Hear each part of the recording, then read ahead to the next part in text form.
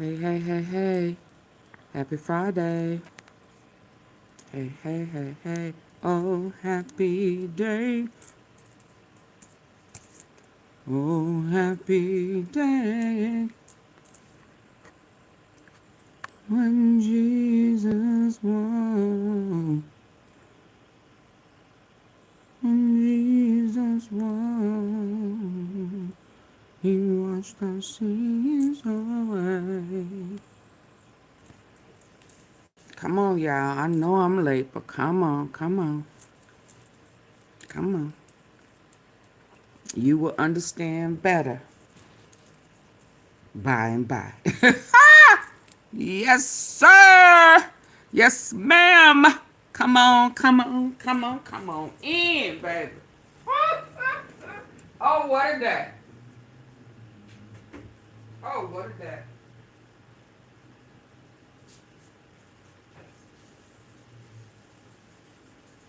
Oh, happy day. Oh, happy day.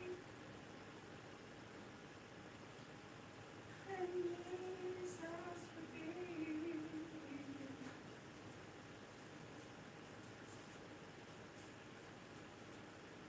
All the enemies. Oh, happy day. Oh, happy day. When Jesus forgive. Come on in, hit the like button. Get your water in your tea. It's about to get hot.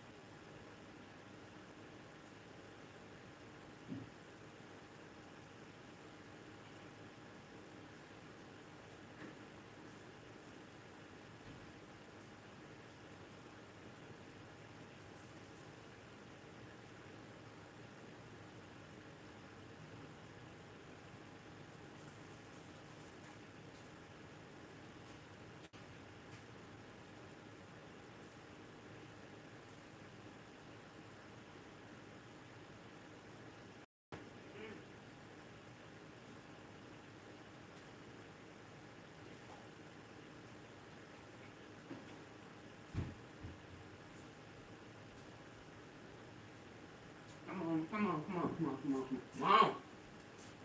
Mm-hmm. What a day, baby. What a day. Mama, come on in. Baby. I know everybody in the White House getting cussed out today. Mm-hmm.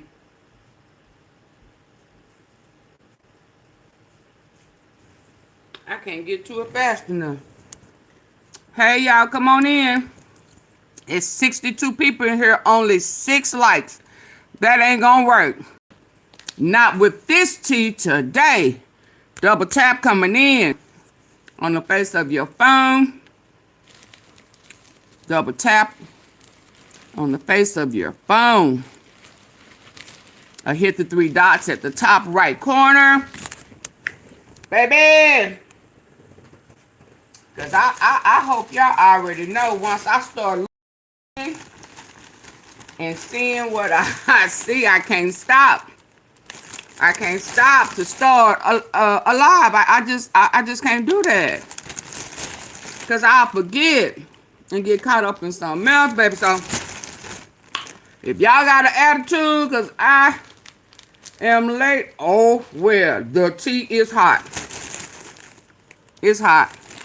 So, y'all know that recording has come up. Hey, Monty and the tea sippers. My teacup is ready for some 100% granddaddy.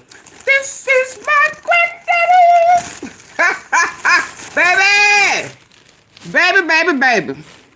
When I tell you this tea is good and hot, it is good. I mean, both shows. I hope don't nothing else pop off, baby, because I got 2 good ones. If you think last night was good and the night before that was good, y'all hear them pops? Baby, I don't know what to tell you. And if you are a pedo lover, if you are a PDFer lover, this ain't the lies. Neither one of them tonight are the lies for you. Let's be clear. Neither one of them are going to be the lies for you. Oh, him sad, him mad, him defeated.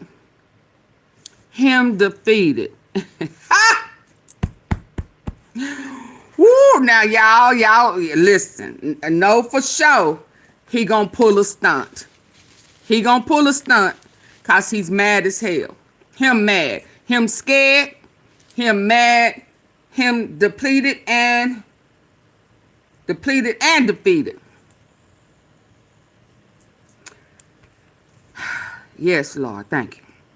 So, baby girl, they have released more videos of what happened that day.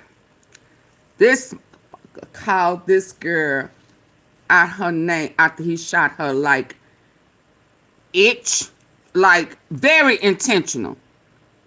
She was very apologetic. So I ain't got no problem with you, man. We ain't got no problems. And he shot her anyway. Let's go. Boo, that's just the beginning of his problems today. When I tell you they have had enough, and he got evidence unsealed. The judge said, I ain't playing with you, nigga. I'm sick of you. You don't know how to leave well enough alone. So let me help you out. Let's go.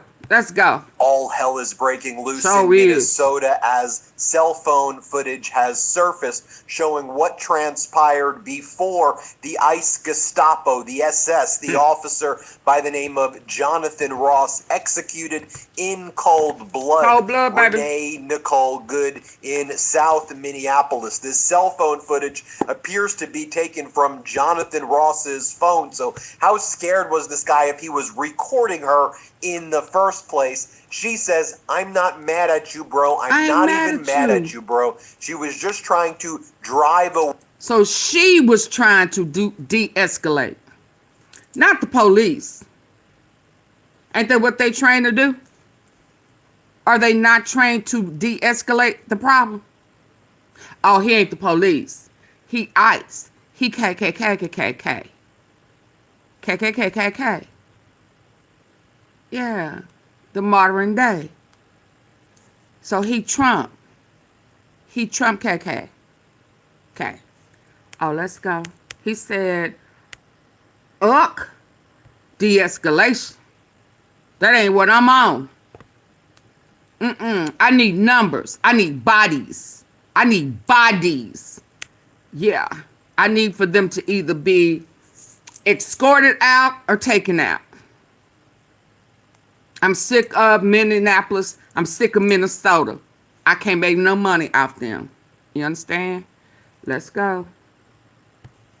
In cold blood, Renee Nicole Good in South Minneapolis. This cell phone footage appears to be taken from Jonathan Ross's phone. So how scared was this guy if he was recording her in the first place? She says, "I'm not mad at you, bro. I'm not even mad at you, bro. She was just trying to drive away from him. She turned her wheel very slowly as he was recording her with his cell phone." That's where this footage happens. And then he shoots her at point blank range multiple times, a cold-blooded execution. And then, you know, I hate to curse on this network, but then he says, "fucking bitch," after he shoots her and executes her. So what we have is the footage of what transpired right before the shooting takes place, so you can see for yourself. Then I want to show you what's been taking place across Minneapolis, as brought to you by Status Coup News, who we've been partnering with to bring you these exclusive footage. So first, let me play you this footage right here. Here, play this clip.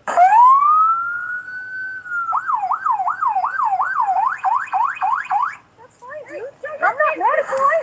Show your face. I'm not mad at you. That's okay. Network, but then he says, "fucking bitch," after he shoots her and executes her. So what we have is the footage of what transpired right before the shooting takes place, so you can see for yourself. Then I want to show you what's been taking place across Minneapolis, as brought to you by Status Coup News, who we've been partnering with to bring you these exclusive footage. So first, let me play you this footage right here. Here, play this clip.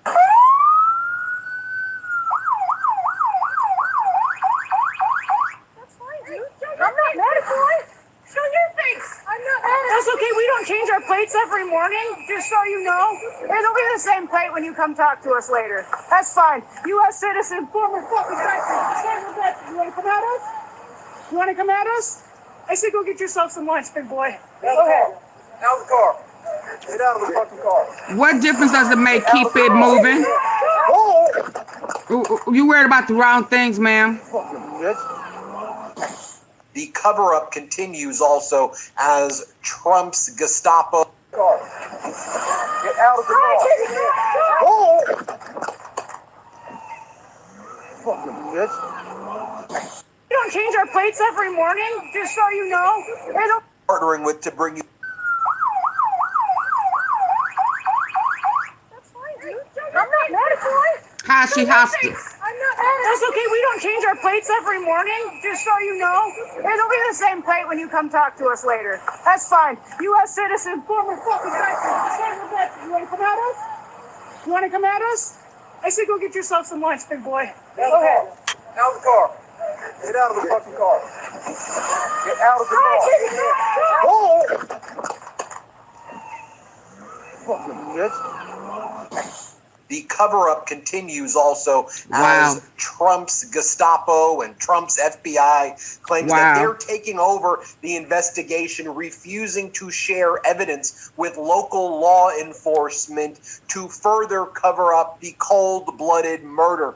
And folks, we have exclusive footage brought to you by the great folks, the courageous folks at Status Coup about what's been going down. You're not seeing this footage anywhere else other than okay. here. I'm sorry. Keep it moving. I'm sorry. On the ground, they've got reporters there. Let's show you what went down as ICE agents are using chemical agents on people, engaging in chemical warfare in Minneapolis. Let's play this on U.S. soil. Then chaos ensues as they're not ICE even agents violent. tackle and drag Minneapolis protesters in front of a federal building in the aftermath of the murder of Renee Nicole Good. Play this clip. Oh, he running out to somebody.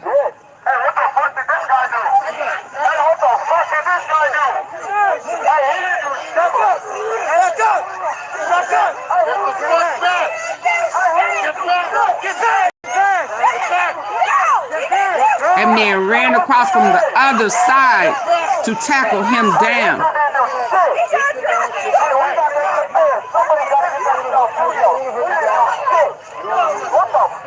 So he ain't do nothing.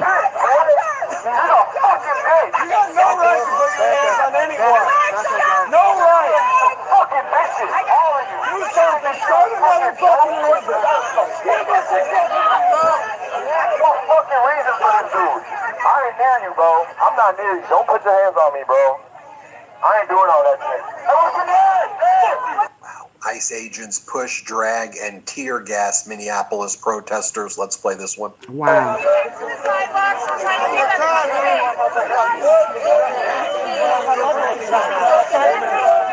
Just push them back. They just push the. Oh my God.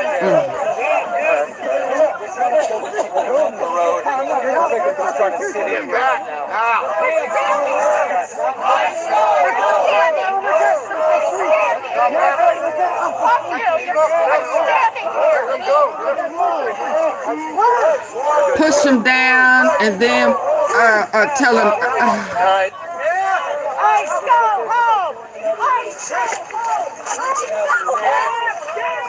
Fucking real tough guy, man. You're a real fucking tough guy.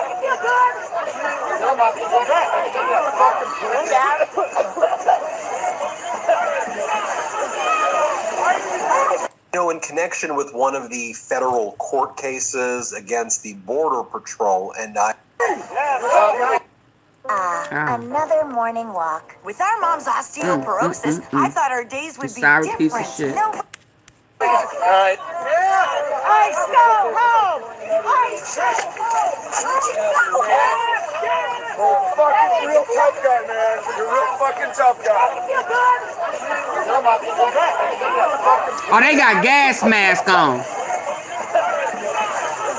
They can't handle what they ditch out. in connection with one of the federal court cases against the Border Patrol and ICE in Illinois, a federal judge, in cross-examining some of the witnesses, also was able to show that, like, in the entire history of, like, I think it was the Chicago PD, and don't get me wrong, I'm not trying to be like Chicago PD, they're great, you know, look, these police departments have their issues, but they never use these chemical agents like once over like a 30-year period, and on a daily basis, you see these ICE Gestapo using this chemical warfare against people. I mean, chemical warfare on the streets of the United States of America. Take a look at this protester captured by Status Quo News on camera right here, screaming at ICE agents as they point guns at her face. Here, I can't show clip. that.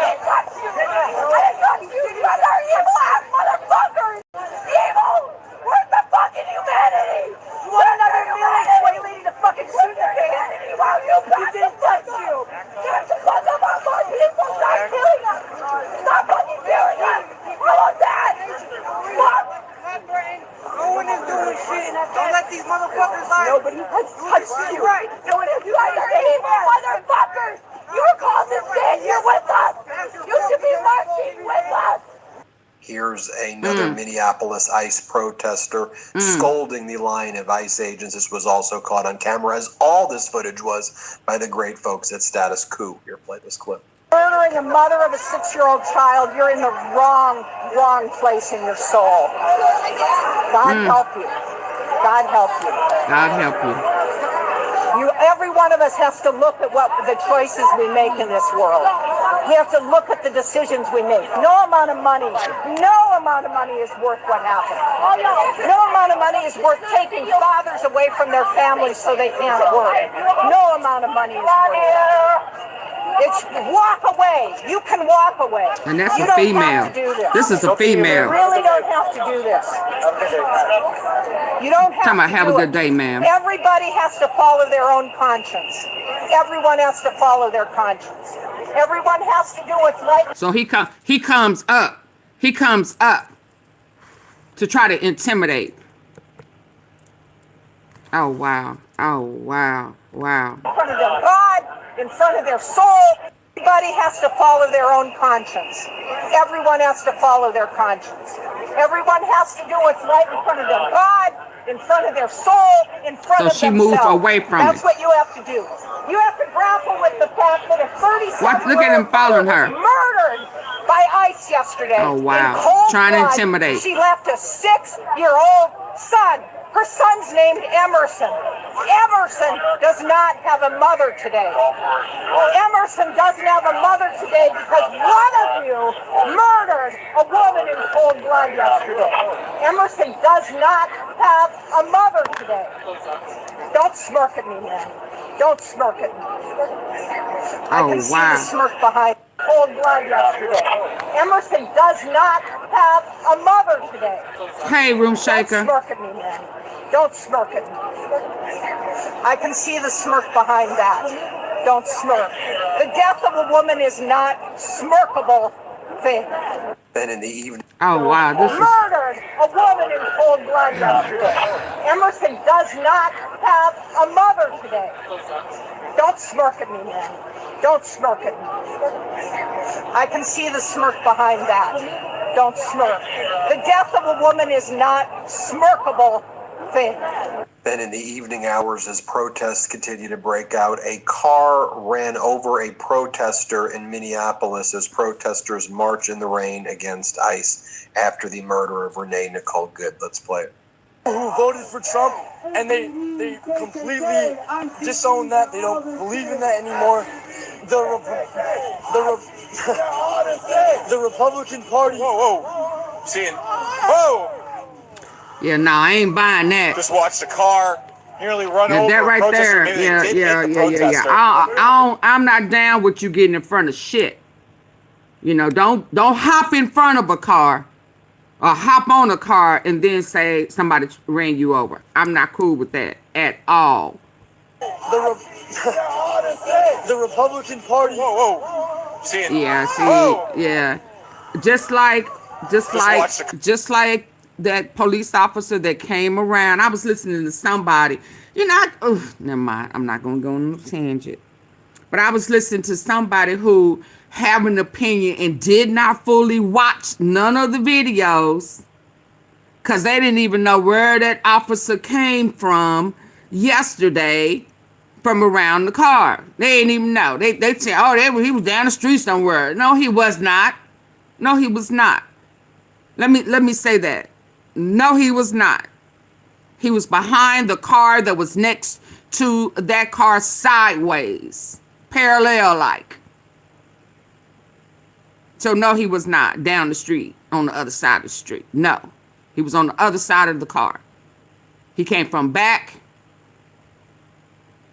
rear end to the front. Could he have moved out the way? Absolutely.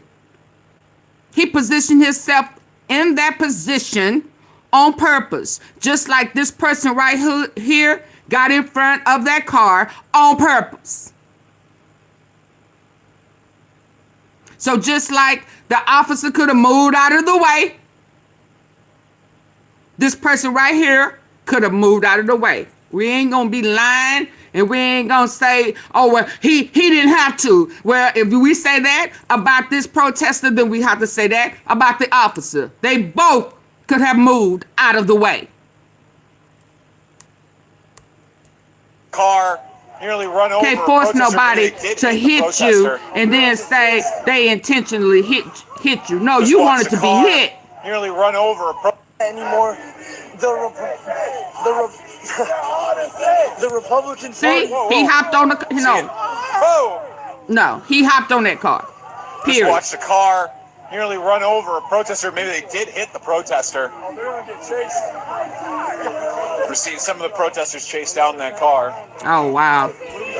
Yep, we're Then you had protesters shouting, F ICE, F ICE, F ICE. Let's play it. as they continue to chant, "Fuck ICE." Got it up. Hey, GT, just check the live, make sure we're good. Yeah. On your phone, Oh, the signal's still good? Keep it moving. I can't answer why. What is this? I can't answer why did he come around the car. No fees. To answer why did he come around the car? Then notably, you have Because the other, I'm going to assume, but let me say this before I make an assumption. To say why did he come from around the car would be the same reason to say, oh, why didn't she get out? We're not going to play semantics. We can't play those type of games. We can only stick to the reality. To say why he came from around, I'm gonna say because he wanted to. He saw a commotion. Why didn't she get out? Because she saw a commotion.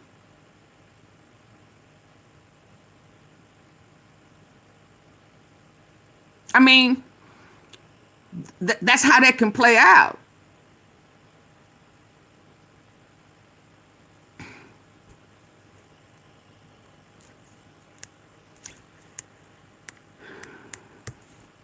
had this individual who was spewing anti-migrant rhetoric, hateful rhetoric, screaming at the protesters, seemed to be protected by the ICE agents, that they were surrounding and protecting this guy like he was their buddy as he spewed venom and hate and, in my opinion, racism towards... Right, let me stop. You know, we got to stick to the facts and the truth, to the law. That whether they breaking it or not, she got multiple commands. See, this is where you know, I know it's corrupt, but some of this we don't feel like we have to do what they're not police, first of all. But I'm going to say we don't feel like we have to do what the police tell us to do. We act like sometimes we don't have to obey command. And when you know that your president, in which some of the y'all voted for, provided an executive order to give them permission to beat folks' asses, unalive them, and do whatever they want to do. See, this is what some people voted for. Now, the problem is, to some regards, MAGA or GOP thought that it was only going to be implemented on the darker shades of the 50 Shades of Brown. Now, I'm going to keep it real. A lot of y'all voted for it, but y'all didn't vote for it to happen to you guys. As if a menace, a tyrant, can separate. You think he can? No. And he on mental medicine. Oh, y'all asking for too much. If I may keep it real. See, this is what some of y'all voted for. But y'all voted for it to happen to the darker shade of brown, not the tail end of the 50 Shades of Brown. You understand? It's a tragedy either way. But at that time, your heart was only directed at them and not us. Yeah. Some people got to own that. Some people have to own that. Now that he's out of control, and he know he going down. Oh, Lord, what came out today? He know it. Him know it. Him finna be a him, shim, Kim for real if he survived. I don't think he gonna make it. I don't think he gonna make it. He gon' Jeffrey Epstein. Yeah, let's go. Migrants, and he also seemed to be doing like QAnon stuff. The storm is here, and he seemed to be like part of the crew with these ICE Gestapo, with these people. Here, play this clip. Surrender. These people will not continue to intimidate us in our country. The storm is here. When we come, one, we go all. No one can stop what is coming. Get here, guys. We need you in Minnesota. These people are fucking terrorists. These people are terrorists. They hate our country. They hate everything we stand for. Who's we? What do you mean? People that are watching. The people who are watching. What do you stand for? So I want to bring in. What? Get here, guys. We need you in Minnesota. These seemed to be doing like QAnon stuff. The storm is here, and he seemed to be like part of the crew with these ICE Gestapo, with these people. Here, play this clip. surrender. These people will not continue to intimidate us in our country. The storm is here. When we come, You're an immigrant we go too. all. No one can stop what is coming. Get here, guys. We need you in Minnesota. These people are fucking terrorists. These people are terrorists. They hate our country. They hate everything we stand for. Possessed by the devil. What do you mean? People that are watching. What do you stand for? What do you stand for? So I want to bring in one of Wow. those reporters now from Status Quo News. You've seen Wow. him on here before on the Wow. Midas Touch Network. JT Satowski, great to see you. Wow. JT, some of the other footage we showed was captured by John Farina. Some of the evening shots were you.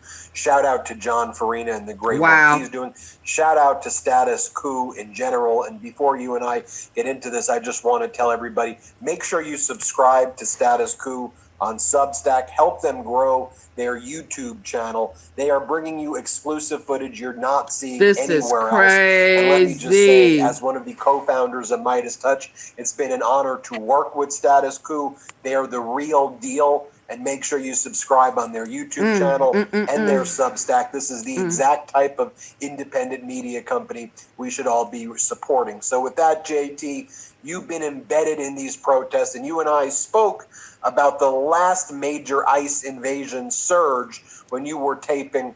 Are you seeing differences? How do you describe the scene about what you're observing now?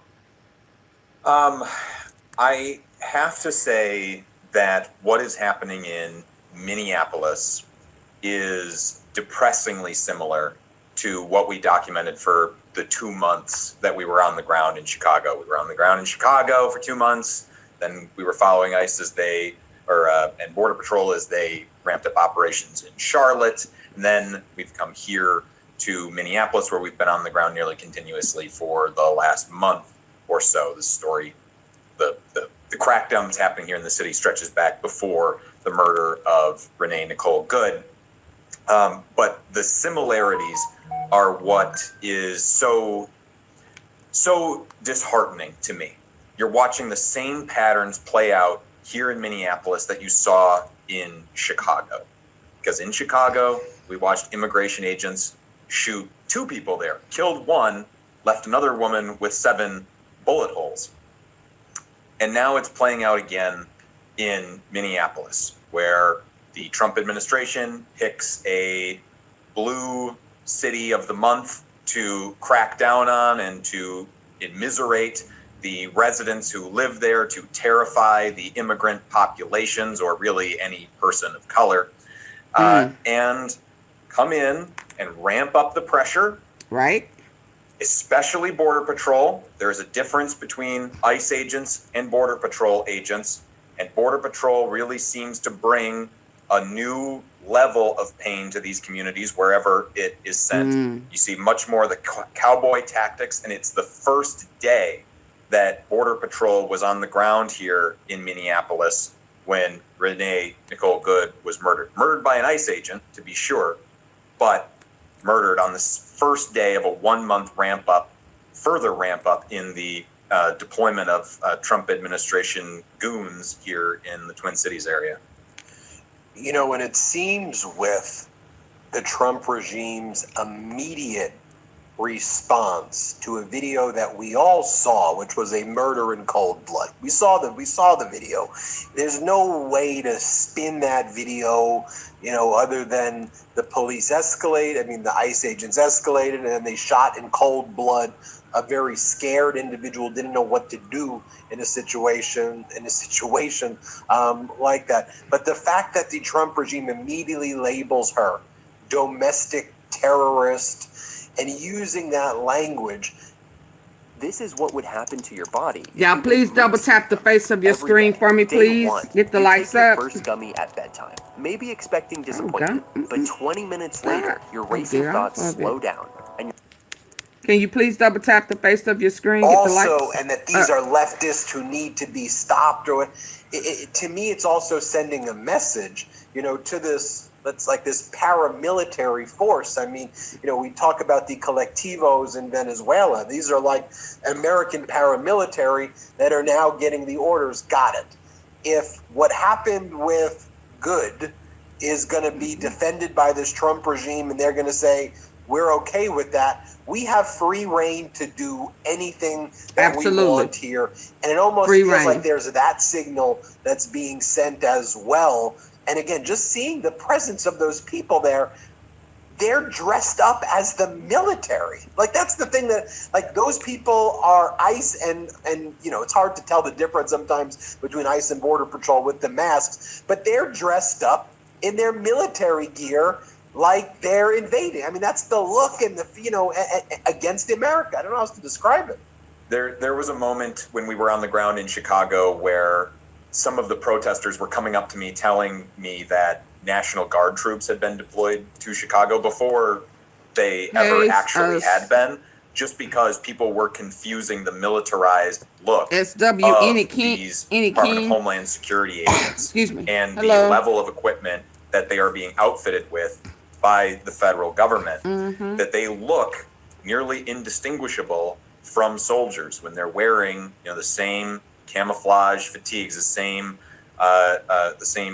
vestments, carrying a lot of the same weapons. A lot of them will carry long guns, etc. So it's an unfortunate reality. I mean, when you hear about the way that ICE's budget in particular has been inflated now by the Republican Congress and Trump pushing the one big beautiful bill that ended up, you know, dramatically increasing ICE's budget. A lot of that budget too has gone to further purchasing munitions for these agents to use. So when you see like some of the clips that you played of some of the stuff that we've gathered of just the willy-nilly deploying of tear gas, pepper spray, pepper balls, and unfortunately bullets against people, peaceful people here in Minneapolis, a lot of that is just due to the fact that we are, and when I say we, I mean I'm talking about Americans because it's our tax dollars that are paying for it. We are outfitting these agents with these weapons, and if you got it, use it. It seems to be the mentality. I was just talking to a friend of mine today who has some right-leaning tendencies, reached out to me because the shooting kind of broke through to him that maybe what ICE is doing is not good, reached out to me and asked if it was just a few bad apples. And I had to tell him that the number one takeaway that I had from being on the ground now for the last many months, covering these operations in these cities, is just how undertrained or willfully these agents are inducing this violence just seemingly for the sake of it, or just because they don't know how to de-escalate a situation. They create the siege mentality within themselves and the way that they carry out these operations, they escalate and then they deploy the force. I know that you don't like when I center stories around you, the reporter, because it's your lens, but I have to just ask you, Any King, who how you are talking about? doing, We? and just your day there. I mean, you and John have been going I don't back know and if you forth, were in here early when I explained 18 that. hours straight, like no sleep. Like, just can you talk through just, and again, I know you prefer just to do it, and you don't see it this way. But just talk to us about like what your day's like. I just want people to know what the work you're doing, because I think it's important to know why I have so much respect for Status Coup. We wake up every morning. We'll sleep as long as we possibly can, because it can be hard to come by when you are in the field, especially for weeks upon weeks. And we wake up. There's generally John and I will give ourselves a few minutes to put ourselves together in the morning, take a shower, and then we are immediately, we hit the pavement. It's shoe leather journalism. We are out there all day. We'll start, like this morning started for John outside of the Whipple building. That's the federal building here where ICE is basing a lot of their operations. That's where you played a lot of those daylight clips that you saw of the protesters directly confronting immigration agents. You could be live out there for several hours. Then maybe you you'll once that situation wraps up, you'll be out following up leads in the community about where ICE is maybe conducting some of its raids. You might be live at an ICE raid, as John was at one point, and nearly gave himself frostbite on his fingers because it was sub-zero wind chill, as ICE was attempting to freeze out some people who were trying to take refuge inside of a construction site. Might be there for several hours. Then you might be in the hospital getting your fingers looked at, as John was. You might be getting tear gassed, as John and I both have been now, by Border Patrol. Happened again these last couple of days to us. And then you'll be out at protests in the rain through the night. There have been days where I don't eat until, I get back to the hotel at the end of the night. And now I'm doing this interview. I very much, I don't want to say I look forward to it being over, because I do enjoy talking to you, Ben, but I get to eat as soon as this interview is done for the day. And then we crash and do it all again the next day and the next day. Okay, let me get off of this. What is this? Yeah. I don't know how Swaney King. So as I explained before, you got here and said something, that this is what MAGA people and the Republicans voted for. They voted for it to happen to black people. They didn't vote for it to happen to them. So that's why they shot. That's the difference. If we're gonna keep it real and we're gonna keep it honest. Making America Great Again was to bring the heat back on black people, put them back out in them fields while they moved the immigrants so that they could use them for free labor in foreign countries that they have made deals with. Okay? I'm gonna keep it real. That's all I know how to do. Let's listen to this before I go on. Where the volume at on TV? I don't see where the volume thing is. Hold on.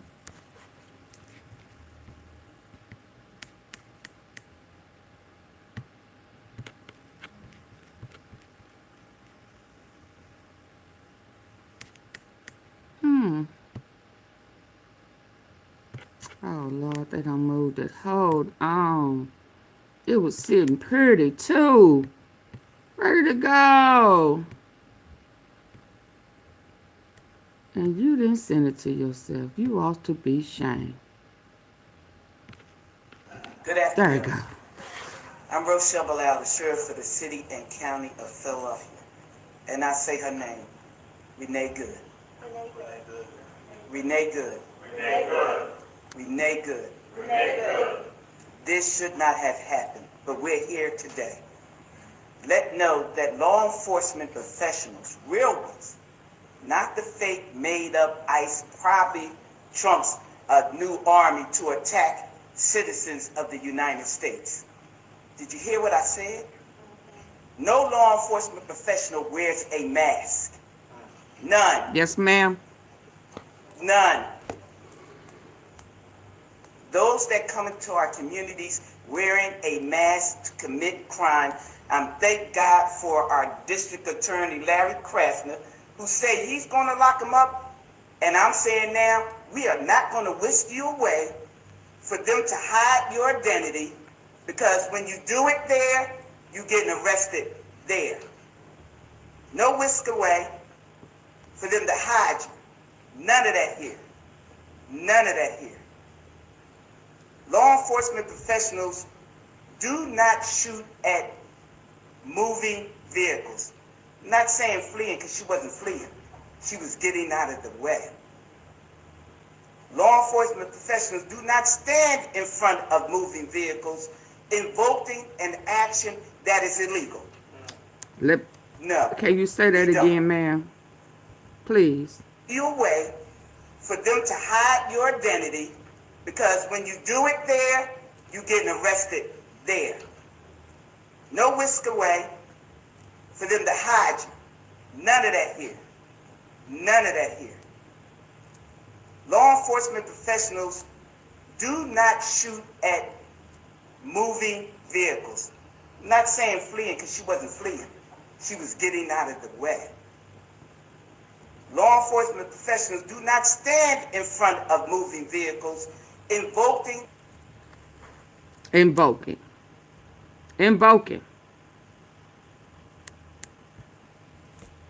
And that's to me what both of them was doing.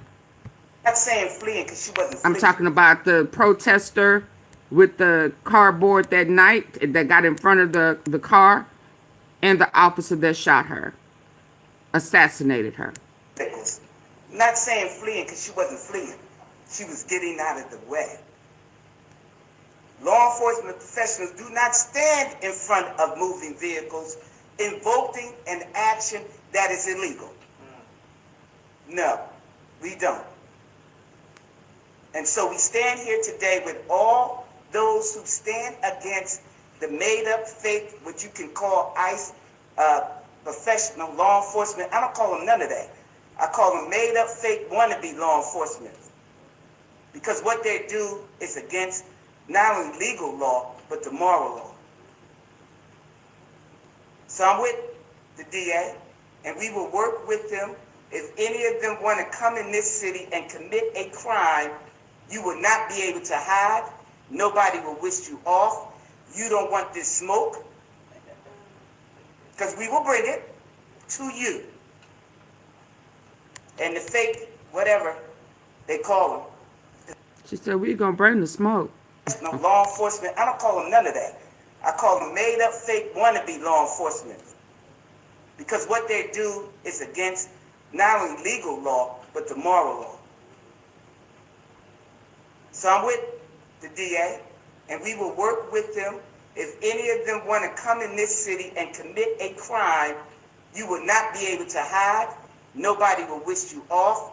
You don't want this smoke, because we will bring it to you.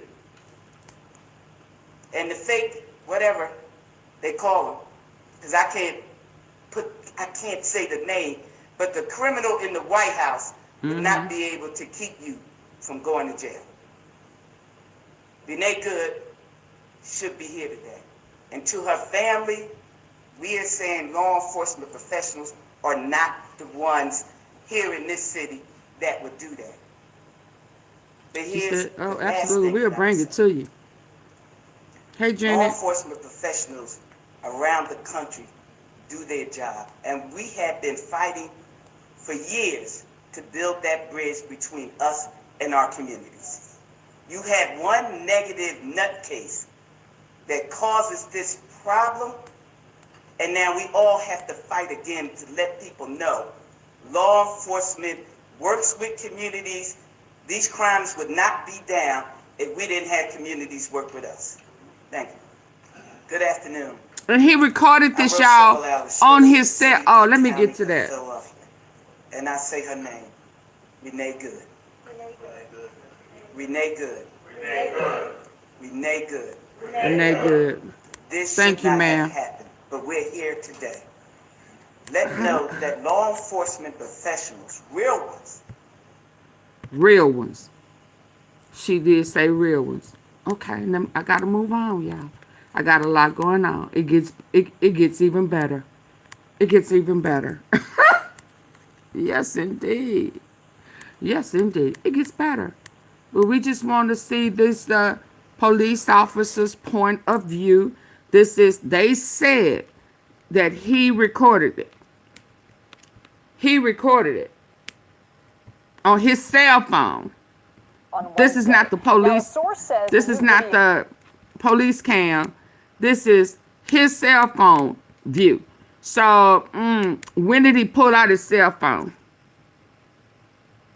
And if he on duty, yeah, he not a cop, he ICE, but so I guess this is KKK. So if I'm saying that this is Trump's, this is the modern day Trump KKKs, right? Then they would be taking pictures of their prey, right? Isn't that how it used to go a long time ago? Yeah, real ones don't hide their face. We the people really didn't see this hide your face until when? Yeah. So if this is his selected pride boys, bad boys, white sheep boys, hooded boys, however you want to break that down, didn't we used to see pictures in the history books of them taking pictures with their prey? I mean, right? After they do whatever they want to do to unalive a victim. So I guess that would be why he had his camera out recording as he unalives her and says, "Ucking itch."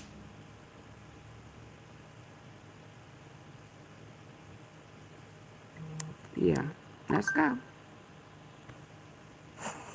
Well, new video shared by Vice President J.D. Vance reveals a new angle of the shooting of 37-year-old Renee Good, the woman killed by an ICE officer on Wednesday. Now, a source says the new video comes from the ICE agent who fired the fatal shots. His name is Jonathan Ross, and we want to show you the video in its entirety, but a warning, you might find it disturbing. So who was arguing? Hold on.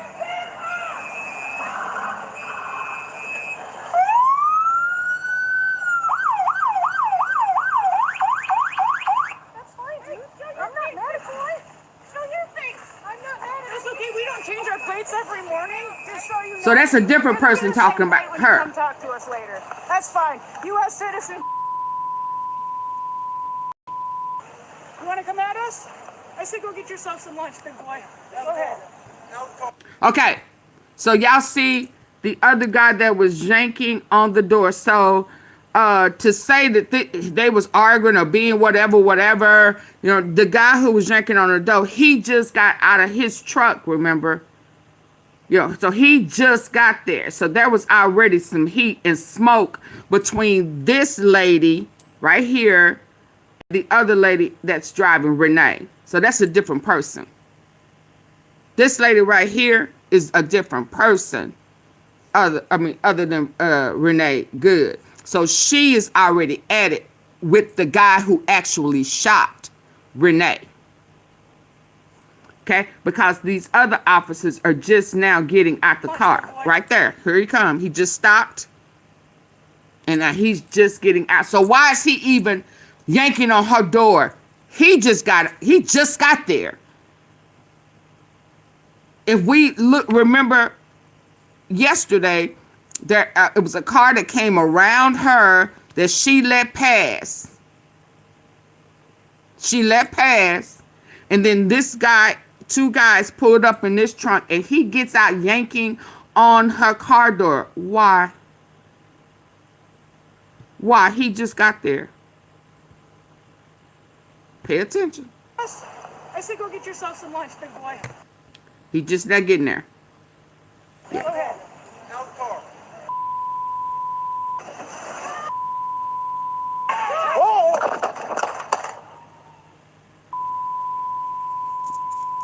So the guy that the other girl was talking to is who shot her. Along with the message saying, quote, "Watch this as hard as it is." Many of you have been told this law enforcement officer was not hit by a car, was not being harassed, and murdered an innocent woman. The reality is that his life was endangered and he fired in self-defense. Thank you, J.D. Vance. You just confirmed. Yeah, she was not going at it with the guy who shot her. The other lady was.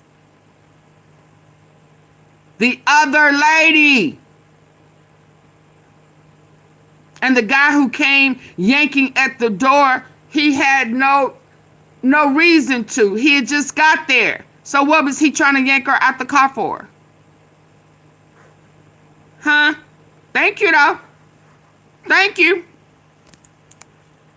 Thank you.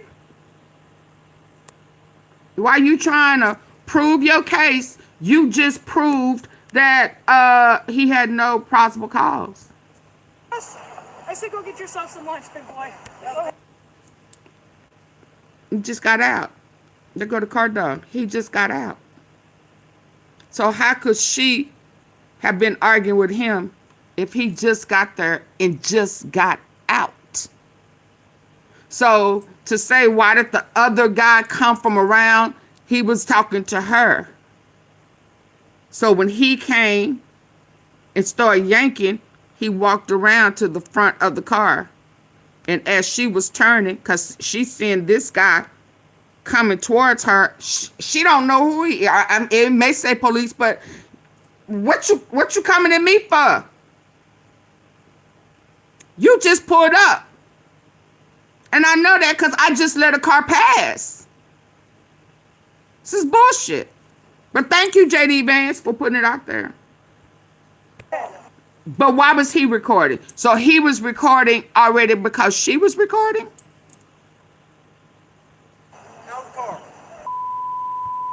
So I'm trying to make sure they show. See, that those are two different people. So she's already cutting. She's already cutting. She's already cutting her tires.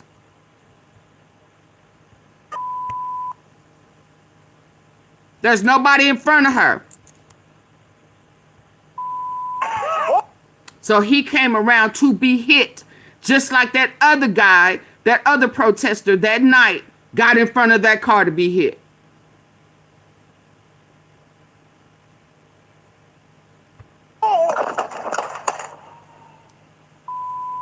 Shot that girl 3 times.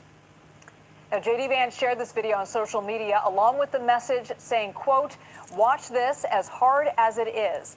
Many of you have this been told fool right law here. enforcement officer was not hit by a car, was not being harassed, and murdered an innocent woman.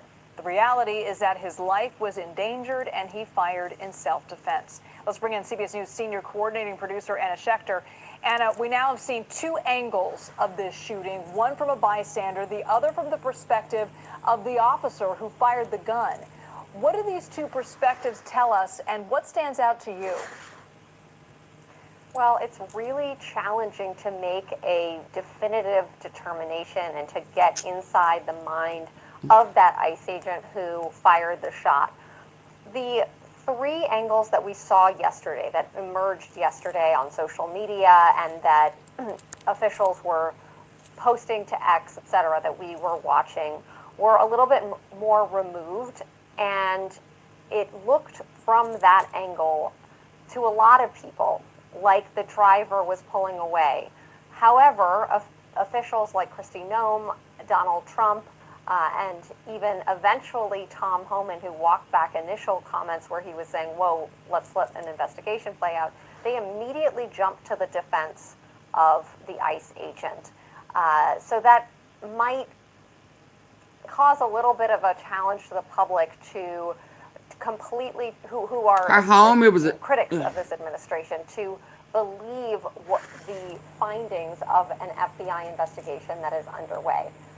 This new video is really important because it shows the perspective of the officer. It's interesting to note that he even chose to take out his phone and start recording. Absolutely. But it is not a complete, definitive whole picture, even watching this.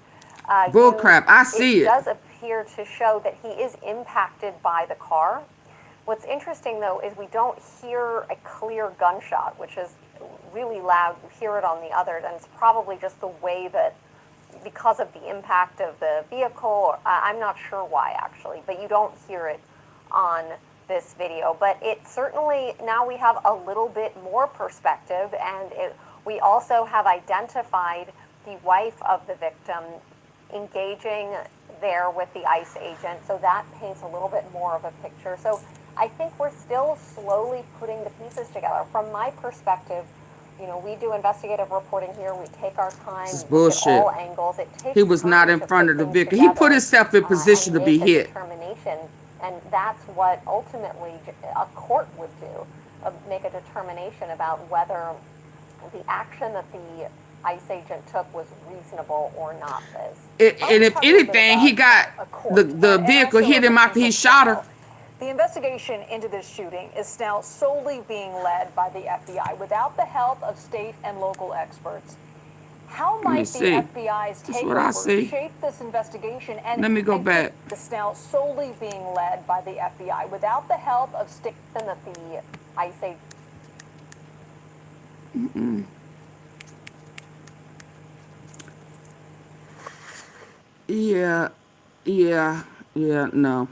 No. First of all, to me, y'all double tap the face of y'all screen and get the likes up. What time is it? Yeah. And Harry, please, because I got some more tea to... To me, right here, it looks like if he got touched, it was after he had shot. And I'm basing that on when I see the smoke the first time. I'm going to try to stop it. Things together and make... Because she, look, her tires is already cut. Her tires are already cut.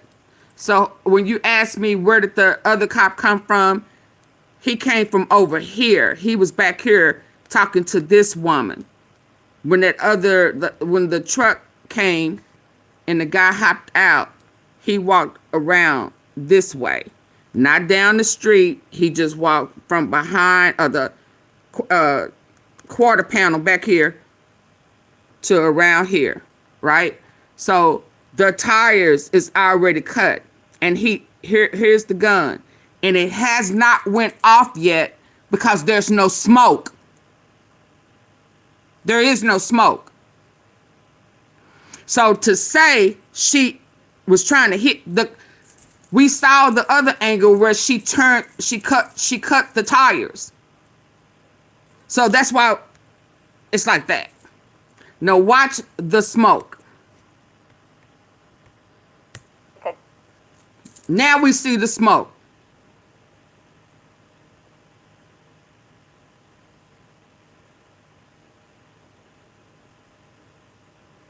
Now we see the smoke.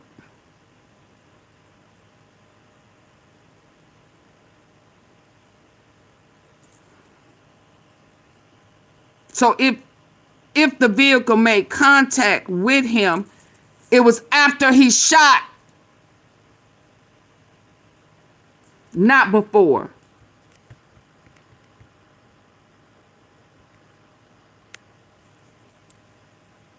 Here he comes. So he's already made it from around here. We're going to start seeing the tires cut. Oh.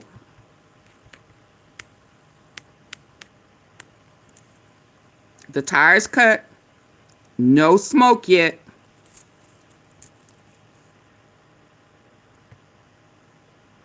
And make a determination. Dang it, I knew it was going to do that.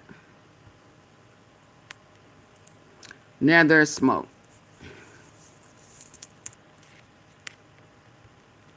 Because if she had already hit him, you know, wouldn't it, I mean, if he was hurt, so like that, I read on the internet today, so you know it's true. What's true? I don't know. This guy has been dragged. Yeah, I didn't even want, in some stitches, I didn't even want to read that yet. And he's on the side of the vehicle. Yeah. I didn't even want to read that, Miss Toms. How you doing? Because I didn't want that to factor in. I'll read that maybe later on or maybe tomorrow, but I just wanted to have an opinion based off of this situation right here.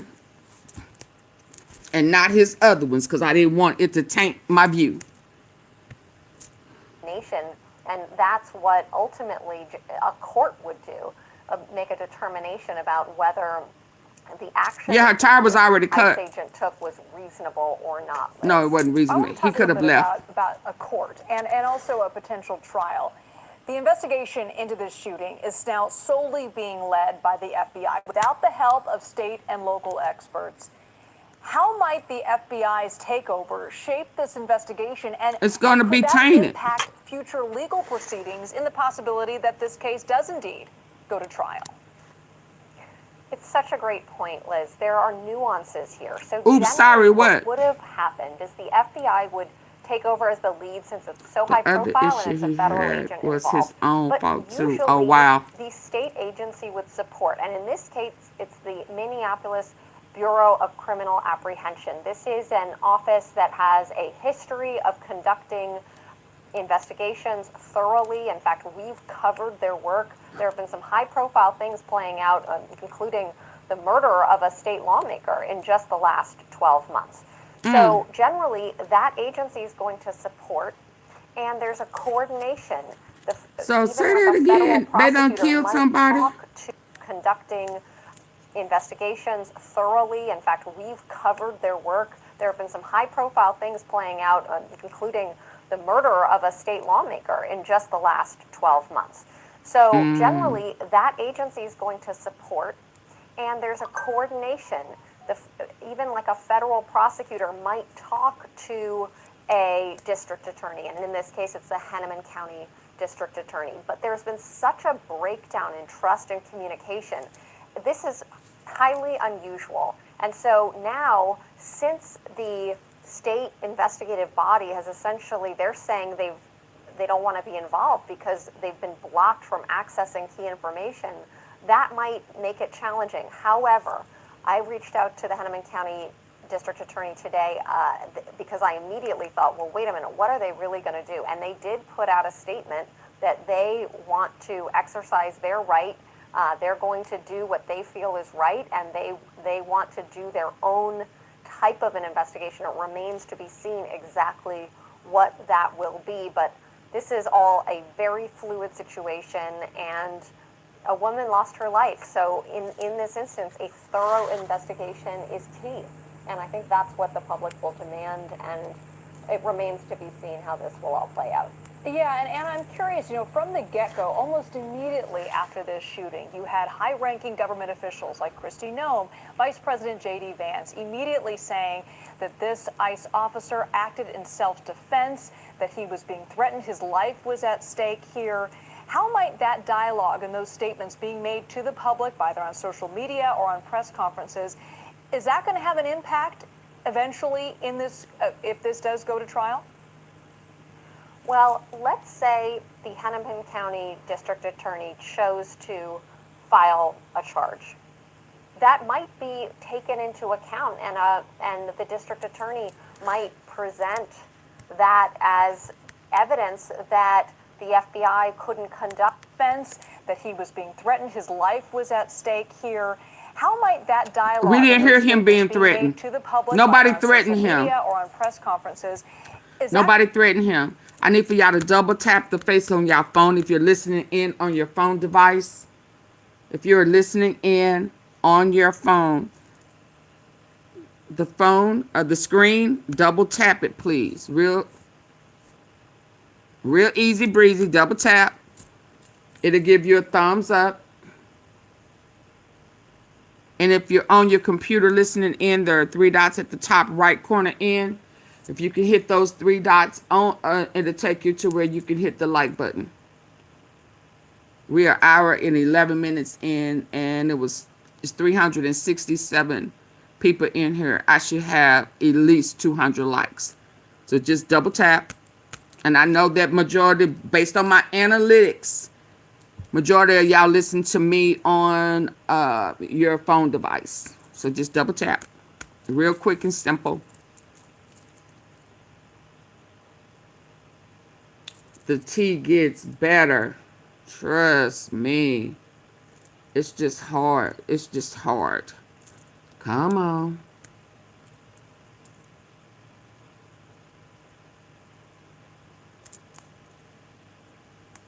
The animosity. And if you take your likes back, then I'm just going to end it. Double tap the face on your screen. Please. Portland Police Chief. And then they had the Portland one. Going to have an impact eventually. Thank you, Barbara. If this does go to trial? Well, let's say the Hennepin County District Attorney chose to file a charge. That might be taken into account, and there go the car she let go in front of her. That was the car that y'all just see it, the car that went in front of her. There was no confrontation with these guys right here. Their lives were not in danger. So the guy who was able to leave the other lady that was talking to him as she was recording back here, they both started moving. And so when she was talking to him about recording him, they had made it up here. Remember, because she tried to open up the car door. So they had moved from back here to up here because she was trying to get in the door. And by this time, he had left her up here and was walking around. She let a car go past her. So there, with these guys, there was nothing going on with them. They just came up opening up doors. Chose to file a charge. That might be. There go the car. There go the car that passed in front of her. And see, they were back here when that car right here passed. Y'all following me? Is it making sense? She let a car pass. That car is passing right here. They were back here talking. They moved up toward this way. This is the girl that with the glasses on, the shades. They moved up right about here because that's where she was trying to open the door. And as we see at this point, the truck hadn't stopped and the 2 people had not gotten out yet when that car passed. Into account and the district. Now it's pulling up. Now it's pulling up.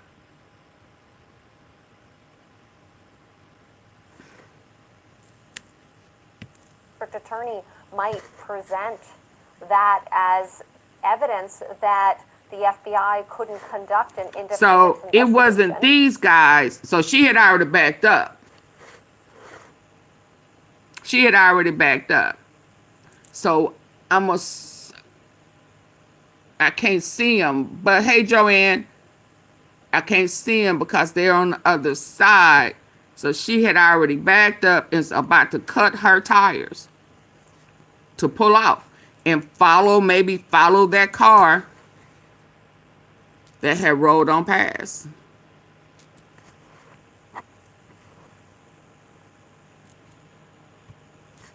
But let's also look at the other Now side. he in the front.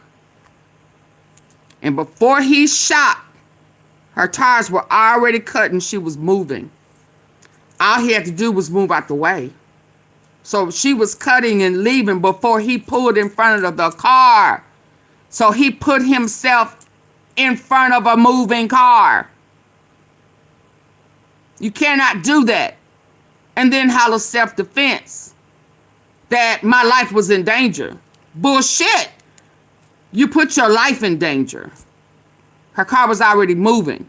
She wasn't speeding. She wasn't aiming at you. She was already cutting her wheels to leave before you walked your ass around that car to shoot her. Bullshit.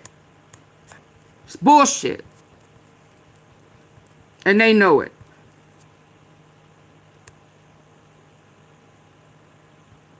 And why was you pulling her out of her car? You just pulled up. For what? They say you can't yank anybody out of their car. Often. In Minnesota. Independent investigation. So when she backed up, you were not in front of the car. Now you're there. Now you're there. But let's also. Now you're pulling out. So you got in front of the car. You put yourself in front of the car, and now you pulling your gun. So that was premeditated. That was premeditated. It was premeditated. You did it on purpose. Because of your life, you fear for your life, you would not have gotten in front of a car that was moving.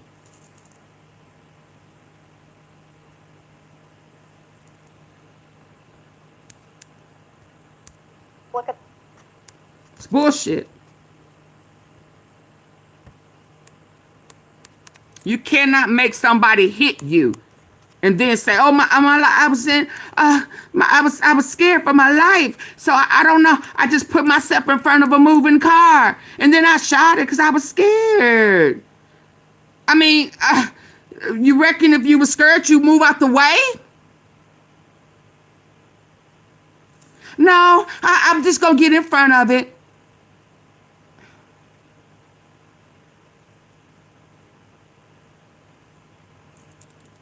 I mean, as gang sometimes as we want to be, it's like to stand your ground and somebody is outside your house, outside your door, and you shoot outside the door because you're afraid. Well, they hadn't made it in yet. Yeah, but I thought I would just shoot them and drag them in and say it was self-defense. I was standing my ground. But you shot outside the door and brought them in. Yeah. Y'all understand? You know, you always say if you're going to shoot, they got to come inside. Then you can stand your ground. But you can't stand your ground outside your front door. You can't drag them in after you done shot them and said they are in your house. It's bullshit. It's bullshit. Might present that as evidence. Scared is get out the way.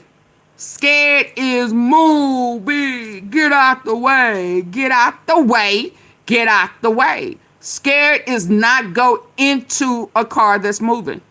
There's just no way you can make me believe that in order to prove that I'm scared, I got to go into the car.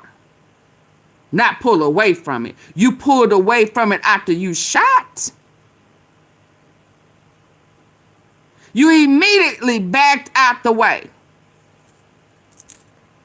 You do not have a right to say that I was scared when you go into a car.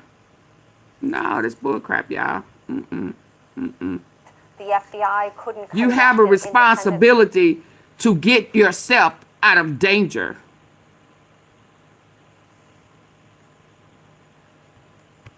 Investigation. And he was not there. He walked into it on purpose. But let's also look at the other side. Because it's just as quick as he pulled the gun, and it would have been it would have been somewhat different if you already had your gun pulled because you felt like you was in danger. See, if you already had your gun out not knowing what's going to happen because it's it's hostile, right? Yes, it's hostile. So let me go on and, let me go on, get my little peacemaker on out, But you didn't even have it out. I couldn't cut. Why did, you had a whole stud on the other side talking, kind of laughing at you, recording you, and you didn't do nothing to that lady. So your gun wasn't even out on her. Why? Because you didn't feel a threat.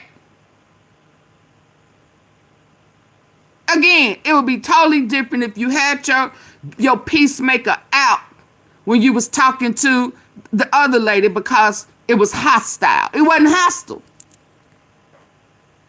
When did it become hostile? She was already in the car. She was in the car when you moved from the back to the front. This is bullcrap, man. Yeah, no, it wasn't already out. Conducted. And again, it would be totally different if it was already out. Then you would have already been afraid of what could be about to happen. But it wasn't hostile. An independent investigation. But let's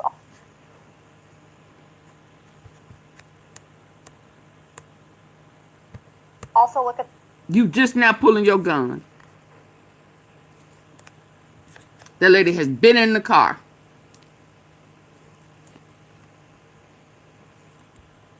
No, I ain't buying it. The other side, you also... I ain't buying it. He got his ass out the way. He got his ass out the way, didn't he? Didn't he get out the way?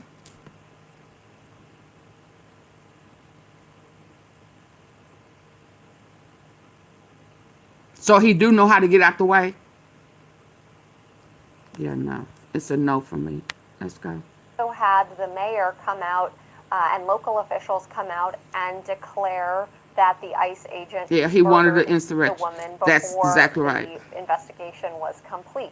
So that is very tricky, and I would tell you that probably no prosecutor wants any of these statements.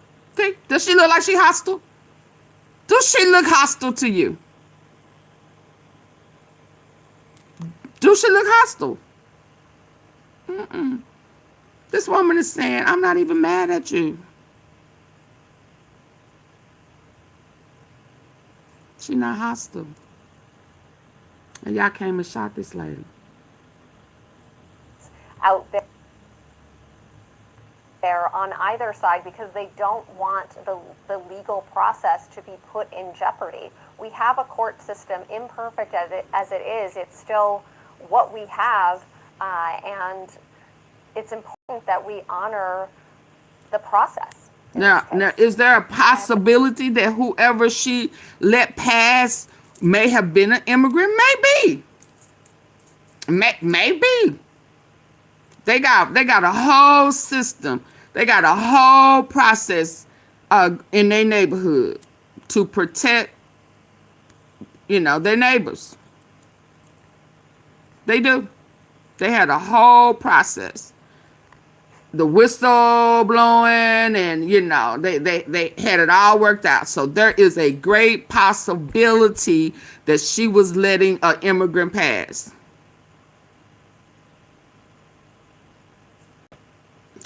Is that against the law? So were y'all already mad because, somebody passed? What? This lady right here, she wasn't hostile. She was not hostile. She was not hostile. She was not hostile. She was not hostile. Doctor, thank you so much. Ladies, you don't need to... Okay, I'm finna move on. I mean, JD Vance, you put that out there, but that just proved further for me that they were still in the round. Hold on, no T. Hold on, what you say? Hold on to me. I need the likes up, y'all. Bastard is not a word I will use to describe these goons. No T. It was great. It was an agent's vehicle. that was waved through. Oh, okay. She wasn't hostile. Well, why would the agent be leaving if it was a hostile situation? I mean, it's still, either way, it wasn't hostile. Even if an agent was leaving, it wasn't hostile. I need for y'all to double tap the face of y'all phone and get my likes up. An hour and 20 minutes in. What time is it?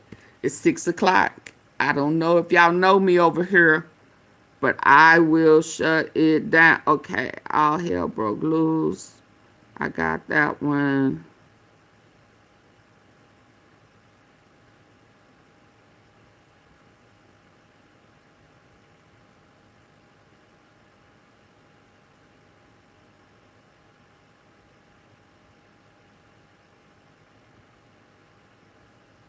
Thank you, Mrs.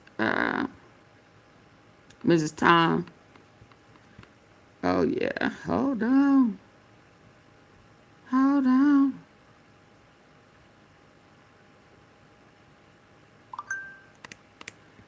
Is this the one I want to go to first? Yeah, I think so. Let's go.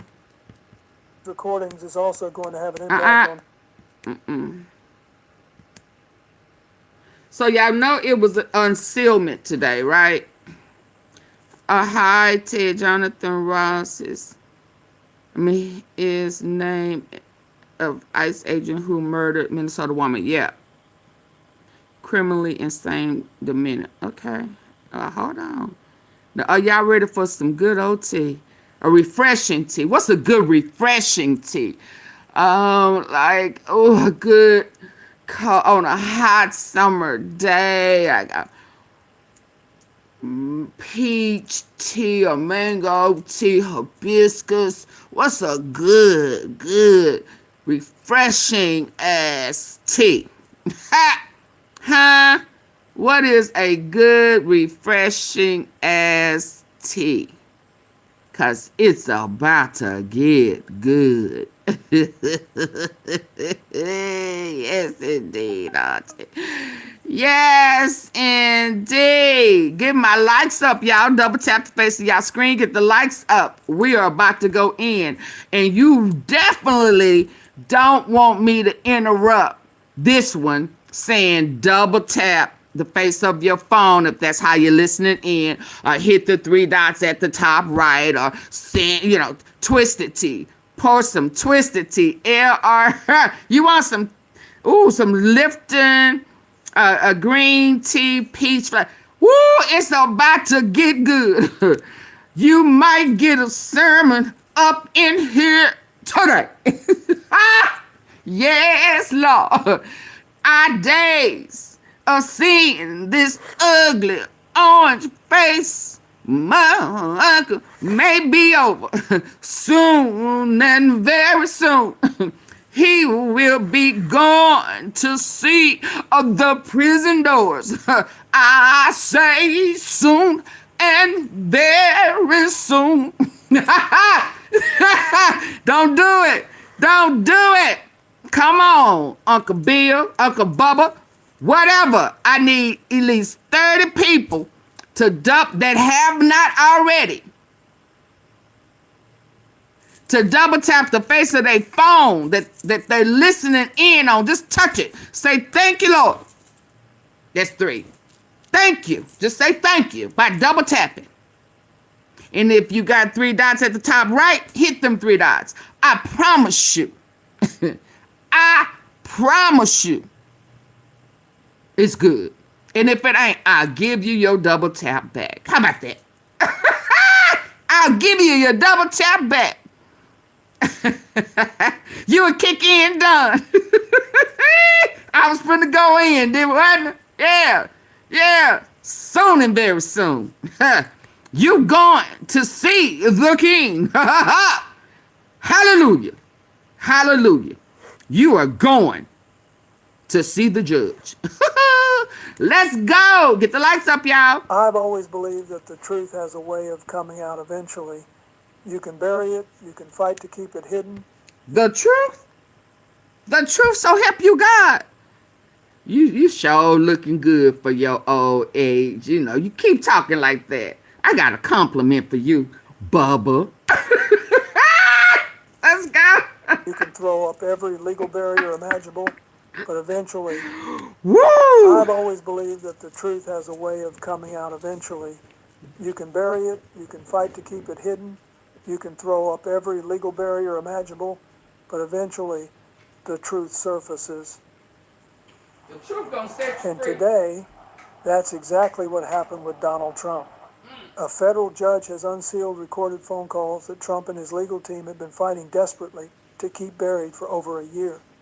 And let me tell you, now that I've listened to these recordings, I understand exactly why Trump wanted them to stay secret. These calls are absolutely devastating. They're proof positive of criminal conduct, of conspiracy, of obstruction of justice. Trump faces serious jail time because of what's on these tapes, and there's simply no way to spin them or explain them away. Let me start by explaining how we got here, because the backstory is important. These recordings were obtained by federal investigators over a year ago as part of their investigation into Trump's efforts to obstruct justice and intimidate witnesses. Trump's lawyers immediately filed motions to keep the recordings sealed, arguing attorney-client privilege, executive privilege, and every other privilege they could think of. They claimed that releasing these recordings would violate Trump's rights, would prejudice potential jurors, would cause irreparable harm. Judge Sarah Netburn in the Southern District of New York has been weighing these arguments for months, carefully reviewing the recordings in camera, considering the legal issues. And today she issued her ruling. The recordings will be unsealed and made public because the evidence of criminal conduct on those tapes overrides any privilege claims Trump might have. I've now listened to several of these recordings, and they're even worse than what was described in court filings. We're talking about Trump explicitly discussing how to hide evidence from investigators. We're talking about him strategizing with associates about how to intimidate witnesses into changing their testimony. We're talking about him acknowledging that what he's doing is illegal, but proceeding anyway. These aren't ambiguous conversations that could be interpreted multiple ways. These are crystal clear recordings of Trump engaging in criminal conspiracy. One of the most damning recordings is a phone call between Trump and one of his attorneys discussing documents that had been subpoenaed by federal investigators. On this call, Trump is clearly heard instructing his lawyer to make certain documents disappear. He doesn't use euphemisms. He doesn't speak in code. He literally says that specific documents need to disappear before investigators can get their hands on them. His lawyer, to their credit, tries to push back, tries to explain that destroying subpoenaed documents is obstruction of justice. And Trump's response? He says, and I quote, "I don't care what it's called, just make it happen." That's direct evidence of obstruction. That's Trump explicitly ordering the destruction of evidence. Another recording that's absolutely explosive involves Trump speaking with a witness who was scheduled to testify before a grand jury. Trump is heard offering this witness financial assistance, promising to cover their legal fees, suggesting that there might be opportunities for them down the road if they do the right thing. And when the witness asks what the right thing means, Trump makes it clear, stick to the story we agreed on, don't volunteer information, and if you don't remember something, just say you don't remember. That's witness tampering. That's Trump coaching a witness on how to commit perjury and offering them bribes to do it. I've been involved in politics for over 5 decades. I've been investigated. I've been deposed. I've testified under oath. But I never, not once, engaged in the kind of blatant criminal conduct that's documented on these recordings. And the fact that Trump did all this while knowing he was potentially being recorded showed... Rick, who said we didn't believe you? Did you read my message, dum-dum? I said, Rick, we know that, dum-dum. We are listening to the message, not the picture. The fact is in the message, not the picture, dum-dum.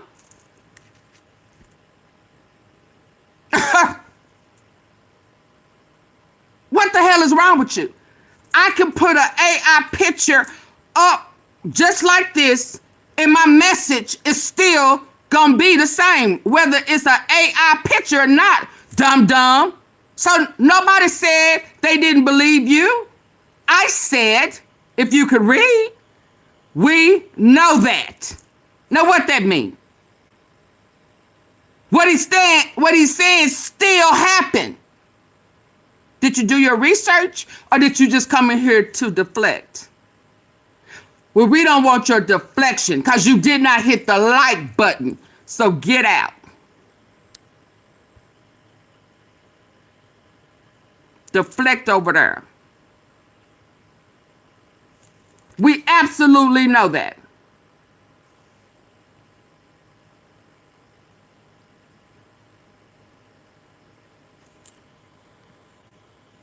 I don't know what you're trying to say.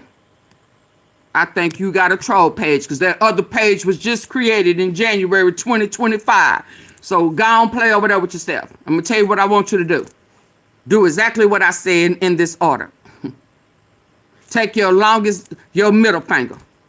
Stick it way up in the crack of dawn. Turn it around. Massage it up in that ass. Pull it out. Now suck on it. Like a pacifier. Yeah. Suck your own shit up out your ass. Okay? And enjoy that. Cry baby. Trump baby. Trump makes it clear, stick to the story we agreed on. Trump baby. Don't come over here deflecting. And if you don't, there might be opportunities for them down the road if they do the right thing. And when the witness asks what the right thing means, Trump I makes agree, it clear, Danielle. stick to It's the a story mess. we agreed on. Don't volunteer information. And if you don't remember 10%. something, just say you don't remember. They got the recorded That's messages, y'all. witness Let me start it back a little bit. Irreparable harm. Judge Sarah Netburn in the Southern District of New York has been weighing these arguments for months, carefully reviewing the recordings in camera, considering the legal issues. And today she issued her ruling. The recordings will be unsealed and made public because the evidence of criminal conduct on those tapes overrides any privilege claims Trump might have.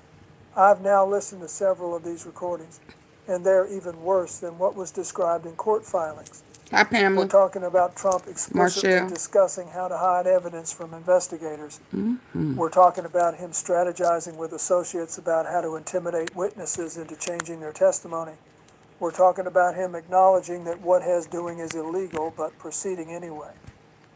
These errant, ambiguous conversations. I don't care who's the worst, Pamela. Multiple ways. You ready to go? Because we don't want to talk about who the worst. We're talking about what's going on right now that we are dealing with right now with a PDFer in office. That's what we're talking about. So I'm going to go ahead and remove you. Yeah, because it sounds like you want me to talk ugly to you on purpose, and I don't want to do that. Yeah, I don't like taking bait. Yeah. These are crystal clear recordings of Trump engaging in criminal conspiracy. One of the most damning recordings is, let me tell you, now that I've listened to these recordings, I understand exactly why Trump wanted them to stay secret. These calls are absolutely devastating. They're proof positive of criminal conduct, of conspiracy, of obstruction of justice.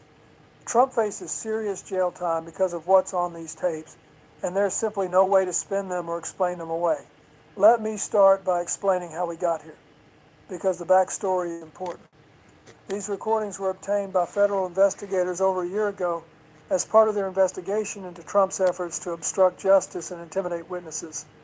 Trump's lawyers immediately filed motions to keep the recordings sealed, arguing attorney-client privilege, executive privilege, and every other privilege they could think of. I agree, Don. They claimed that releasing these recordings would violate Trump's rights, would prejudice potential jurors, would cause irreparable harm.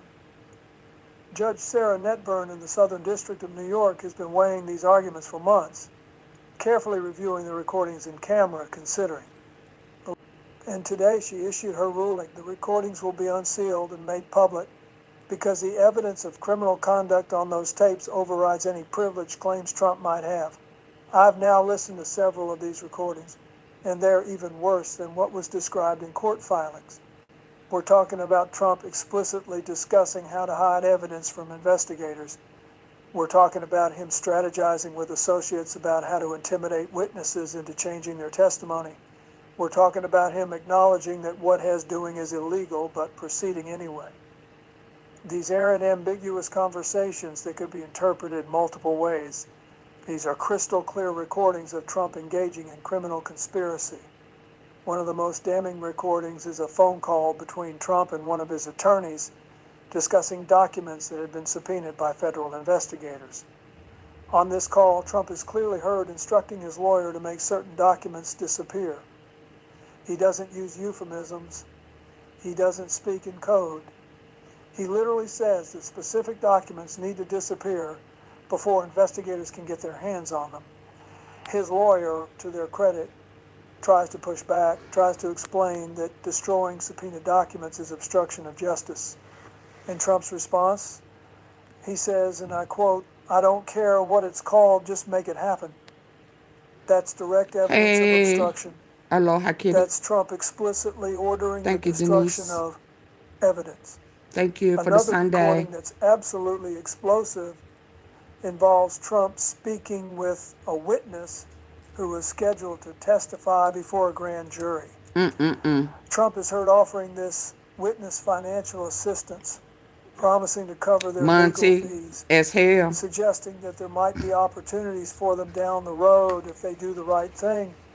And when the witness asks what the right thing means, Trump makes it clear, stick to the story we agreed on, don't volunteer information, and if you don't remember something, just say you don't remember. That's witness tampering. That's Trump coaching a witness on how to commit perjury and offering them bribes to do it. I've been involved in politics for years. Stick to the story we agreed on. Don't volunteer information. And if you don't remember something, just say you don't remember. That's witness tampering. That's Trump coaching a witness on how to commit perjury and offering them bribes to do it. I've been involved in politics for over 5 decades. I've been investigated. I've been deposed. I've testified under oath. But I never, not once, engaged in the kind of blatant criminal conduct that's documented on these recordings. And the fact that Trump did all of this while knowing he was potentially being recorded shows an astounding level of arrogance and stupidity. He genuinely believed he was untouchable, that he could break the law openly and face no consequences. The judge's decision to unseal these recordings came with a lengthy written opinion that's worth examining. Judge Netburn systematically dismantled every argument Trump's legal team made for keeping the recordings sealed. On attorney-client privilege, she noted that the crime-fraud exception applies when communications between lawyer and client are in furtherance of a crime. Since the recordings show Trump instructing his lawyers to help him commit crimes, privilege doesn't apply. On executive privilege, she noted that Trump is no longer president and that executive privilege has never protected criminal conduct anyway, on the claim that releasing the recordings would prejudice potential jurors. She noted that the public's right to know about potential criminal conduct by a former president outweighs any prejudice concerns. Trump's reaction to the unsealing has been predictable. He immediately went on Truth Social and started claiming that the recordings are fake. Doris. Doctored, that this is all Doris. Yeah, he is better. He is better. Yeah. He is. Yeah, I'm just not finna play with you people who are all up in this man's ass right here, who has done despicable things and still doing them now. So go ahead and leave, Precious. Get your ass up out of here. Don't come back now. You hear?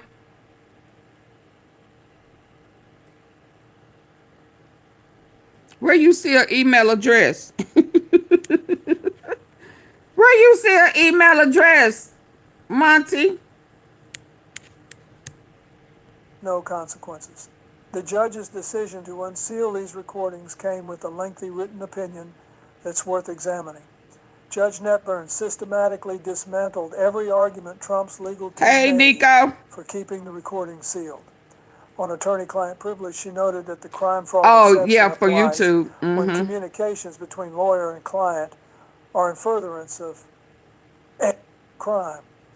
Since the recording showed Trump instructing his lawyers to help him commit crimes, privilege doesn't apply. On executive privilege, she noted that Trump is no longer president and that executive privilege has never protected criminal conduct anyway. That's On the just claim that the releasing the address for recordings would YouTube. prejudice potential jurors. She noted that the public's right to know about potential criminal conduct by a former president outweighs any prejudice concerns. Trump's reaction to the unsealing has been predictable. He immediately went on Truth Social and started claiming that the recordings are fake, that they've been doctored, Yeah, that that this is should all be part at of a the top. conspiracy to Yeah, prevent him from running that for should be at president. the top But here's the problem browser. with that defense. These recordings have been authenticated by multiple forensic experts. Oh, wow. The metadata has been verified. See, this is what I'm talking about right there. When people come out, that's AI. Yeah, but see, the documents have been verified. Just like the picture of Trump kneeling down before Bubba's, pickle. I turned that picture into AI on purpose. But he was still kneeling down in front of his pickle. So what difference does it make that it's AI? It's been verified and listened to and unsealed. So what does AI have to do with it? Yeah, I don't have time for that slowness. I'm going to put you out. Because that's a dumb deflection for me. Whether it's AI or not, a lot of shit finna turn AI. AI finna have your damn job. Dumb. So what? Your job's still gonna be gone, right? Duh. Like, don't nobody know it's AI. Criminal conduct anyway. The message is real. Releasing the recordings would prejudice potential jurors. She noted that the public's right to know about potential criminal conduct by a former president outweighs any prejudice concerns. Trump's reaction to the unsealing has been predictable. Absolutely. He immediately went on Truth Social and started claiming that the recordings are fake, that they've been doctored, that this is all part of a conspiracy to prevent him from running for president. But here's the problem with that defense. These recordings have been authenticated by multiple forensic experts. And so that's what he was saying at that time before. Go ahead. The metadata has been verified. Voice analysis confirms it's Trump speaking. Chain of custody has been established. These are real recordings of real conversations, and no amount of denial is going to change that. The political implications of these recordings being made public are enormous. But now Yeah, the he's been American fighting people can hard listen for it to not these to come recordings out. themselves. They can hear Trump in his own words, ordering the destruction of evidence, tampering with witnesses, acknowledging that what he's doing is illegal. How do you maintain a persecution narrative when people can hear you committing crimes? I've been talking to prosecutors and legal experts about what these recordings mean for Trump's criminal exposure, and the consensus is that has in very serious trouble. The recordings provide direct evidence of multiple crimes: obstruction of justice, witness tampering, conspiracy, destruction of evidence. These aren't crimes that require complicated legal theories or interpretations. These are straightforward violations of federal criminal law, and the evidence is literally Trump's own voice on tape. One recording that particularly stands out involves Trump discussing his knowledge of classified documents that he retained after leaving office. Investigators have been trying to determine whether Trump knowingly took classified materials or whether it was an oversight that he then compounded by refusing to return them. Well, this recording answers that question definitively. Trump is heard discussing specific classified documents, acknowledging that they're classified and explaining to an associate why he wanted to keep them. He talks about how these documents could be useful to him, how they contain information that could protect him or hurt his enemies. This isn't someone who accidentally packed the wrong boxes. This is someone who deliberately retained classified information for his own purposes. The recordings also reveal the extent of Trump's obstruction efforts, We knew from court filings that Trump had attempted to obstruct the various investigations into his conduct, but these recordings show just how systematic and deliberate those efforts were. Hess heard on multiple calls discussing strategies for hiding evidence, for delaying investigations, for discrediting witnesses. He talks about having people looked into, about finding dirt on prosecutors and investigators. This is a man who viewed the entire justice system as an enemy to be defeated rather than a process to be respected. Judge Netburn's opinion unsealing these recordings also addresses something important. She notes that Trump's pattern of obstruction and witness tampering has continued even after he left office. These aren't just historical recordings from his time as president. Some of these calls were made in 2024 and 2025 after had already been indicted. After he was. Some of these calls was made. See, girl, pay attention. This is a man who viewed the entire justice system as an enemy to be defeated rather than a process to be respected. Judge Netburn's opinion unsealing these recordings also addresses something important. She notes that Trump's pattern of obstruction and witness tampering has continued even after he left office. These aren't just historical recordings from his time as president. Some of these calls were made in 2024 and 2025 after had already been indicted, after he was already under multiple investigations. Trump was actively committing new crimes even while being prosecuted for old ones. That shows a complete inability to learn, a fundamental disregard for the law, and a personality that simply cannot accept that rules apply to him. I want to talk about one recording in particular that shows Trump's mindset about the rule of law. In a call with one of his political advisors, Trump is discussing the various investigations he's facing. Having people look into, about finding dirt on prosecutors. Finding dirt on 24 and 25 recent. And investigators. This is a man who viewed the entire justice system as an enemy to be defeated rather than a process to be respected. Judge Netburn's opinion unsealing these recordings also addresses something important. She notes that Trump's pattern of obstruction and witness tampering has continued even after he left office. These aren't just historical recordings from his time as president. Some of these calls were made in 2024 and 2025 after had already been indicted, after he was already under multiple investigations. Trump was actively committing new crimes even while being prosecuted for old ones. That shows a complete inability to learn, a fundamental disregard for the law, and a personality that simply cannot accept that rules apply to him. I want to talk about one recording in particular that shows Trump's mindset about the rule of law. In a call with one of his political advisors, Trump is discussing the various investigations he's facing. And he says something that I think reveals everything about how he views the world. He says, laws are for people who can't afford good lawyers. Think about that statement. This is a man who genuinely believes that the legal system is just a game, that justice is something you can buy your way out of if you have enough money and enough lawyers willing to bend the rules. That's not an American value. That's oligarchy. That's corruption. The recordings also include conversations that are going to be particularly damaging to some of Trump's associates and enablers. There are multiple people on these calls who are heard participating in or endorsing Trump's criminal schemes. Some of them are lawyers who should have known better. Some of them are political advisors who apparently had no ethical boundaries. All of them now face potential criminal liability based on what's captured in these recordings. And I suspect some of them are going to be very motivated to cooperate with prosecutors now that the recordings are public. Right, Joanne. Trump's legal team has already filed an emergency appeal trying to get the recordings sealed again, but I don't think they're going to succeed. Judge Netburn's opinion is thorough and well-reasoned. She clearly anticipated the appeal and structured her opinion to withstand appellate review. The recordings are out there now, the public has heard them, and you can't unring that bell. I've been watching the reaction from Republicans in Congress, and it's fascinating. Most of them are staying quiet, refusing to comment on the recordings.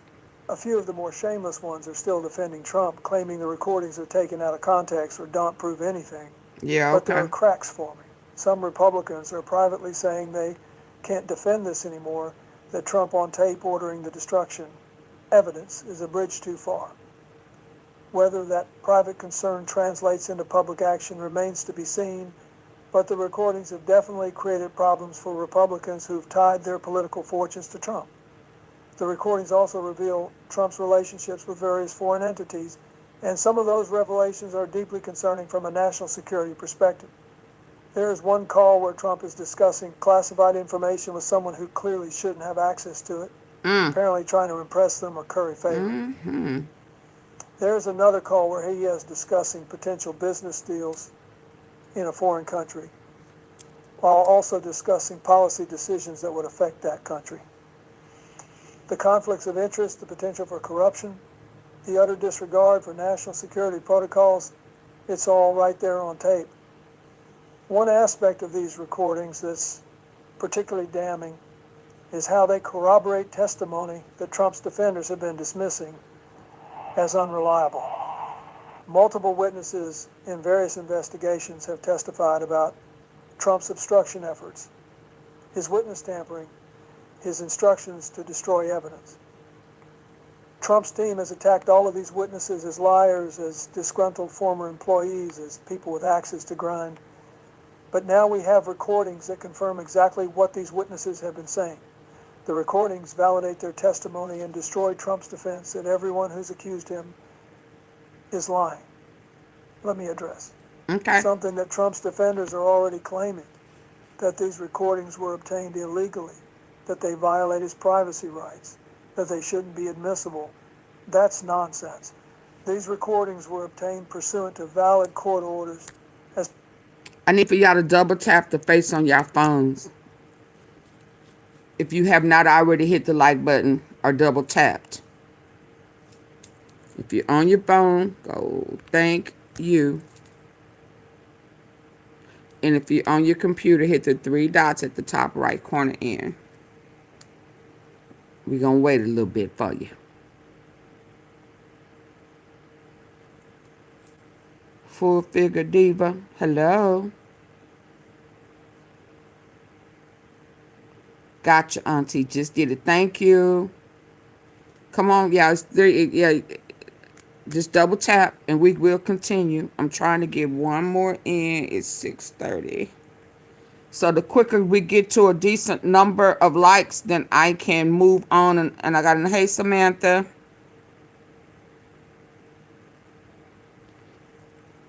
Yeah, because every time I stop and think y'all going to do right, y'all don't do right.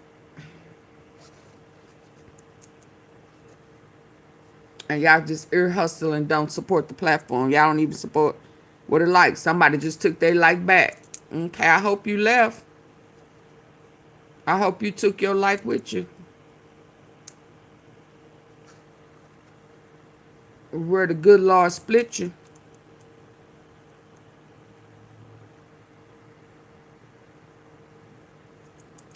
On TV, you got bars. Yeah, I got bars when I want to. Part of legitimate criminal investigations. Some of them were made by people who were cooperating investigators and who consented to having their calls recorded. Others were obtained through lawful wiretaps authorized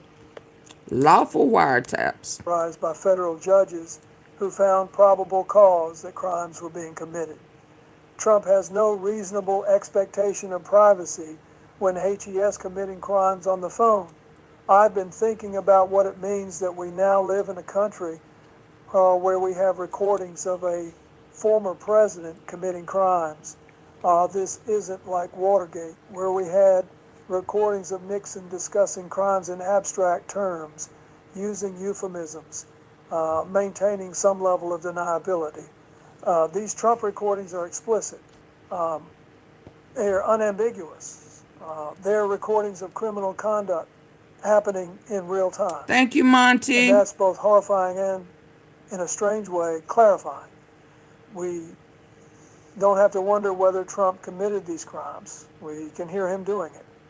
The recordings are also to be crucial evidence at Trump's various trials. Prosecutors no longer have to rely solely on witness testimony, which defense attorneys can attack as unreliable or biased. They have Trump's own words in his own voice, captured on recordings that have been authenticated by Burt's. That's the kind of evidence that wins cases. That's the kind of evidence that results in convictions. Trump is now facing the very real possibility of significant prison time based on these recordings. Obstruction of justice alone carries a potential sentence of up to 20 years. Witness tampering carries up to 20 years. Destruction of evidence, conspiracy, mishandling of classified information. He gonna be in there moaning and groaning like Diddy. Sentences. And when you have someone who's committed multiple crimes, who's shown no remorse, who's continued to commit crimes even while under investigation, judges tend not to be lenient. I want to talk about what these recordings reveal about Trump's state of mind and his fitness to hold office. The man on these recordings is not someone who's fit to be president. As someone who views laws as obstacles to be circumvented, who sees the justice system as an enemy to be defeated, who's willing to obstruct investigations and tamper with witnesses to protect himself. That's not leadership. That's criminality. And the fact that he wants to be president again, despite everything on these recordings, shows a level of narcissism and entitlement that's genuinely dangerous. The media coverage of these recordings has been intense and will continue for weeks. News outlets are going to be playing excerpts constantly, analyzing every word, bringing in experts to explain the legal implications. Trump can't escape this. He can't change the subject. His voice is on these recordings committing crimes. And the entire country is going to hear it over and over again. I'm ready to hear about the people who enabled Trump, the lawyers and advisors and political operatives who participated in these schemes. Some of them are on these recordings actively helping Trump obstruct justice and tamper with witnesses. They face criminal liability too. And I hope prosecutors go after them aggressively because holding enablers accountable is crucial to preventing future abuses of power. The unsealing of these recordings is also going to have an impact on Trump's civil cases. He is facing multiple civil lawsuits Trump gonna from be people in the who claim courtroom like he Nino defamed Brown. them, defrauded them, or otherwise harmed them.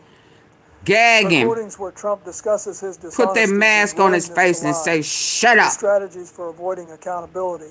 All of that is going to be relevant in those civil cases and is going to make it much harder Yeah, for him you know to he's prevail. setting these folk up There's to do also a it. recording that reveals Trump's awareness of potential tax fraud.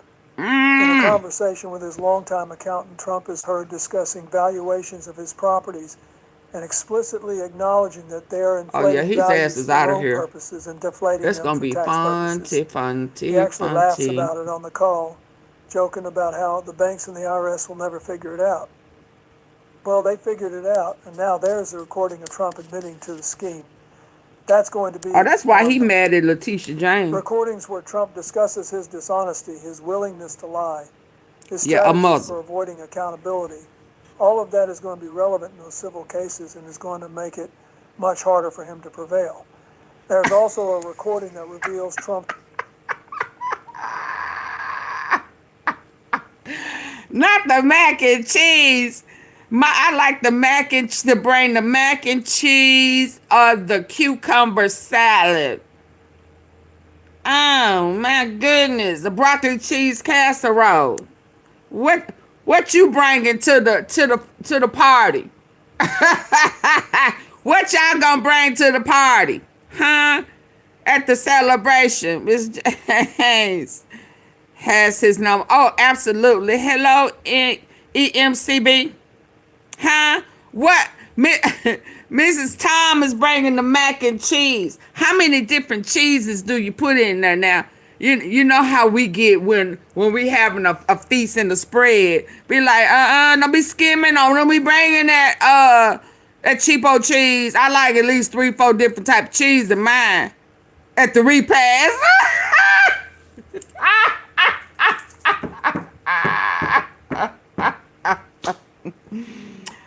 Yes, indeed. What you bringing to the repast? Put it in the comment section. Huh? I'm bringing the cucumber salad. Huh? The Jameson and moonshine. Huh? Yeah, now I kind of like that new chocolate crown, but I don't know. You know how we get. Food and crying, emotions already high, crying for how long it took for them to take that ass down. Run him through the system. For real this time. Let him sit and think about the shit you done. How many different people. Oh, I can't preach the sermon yet.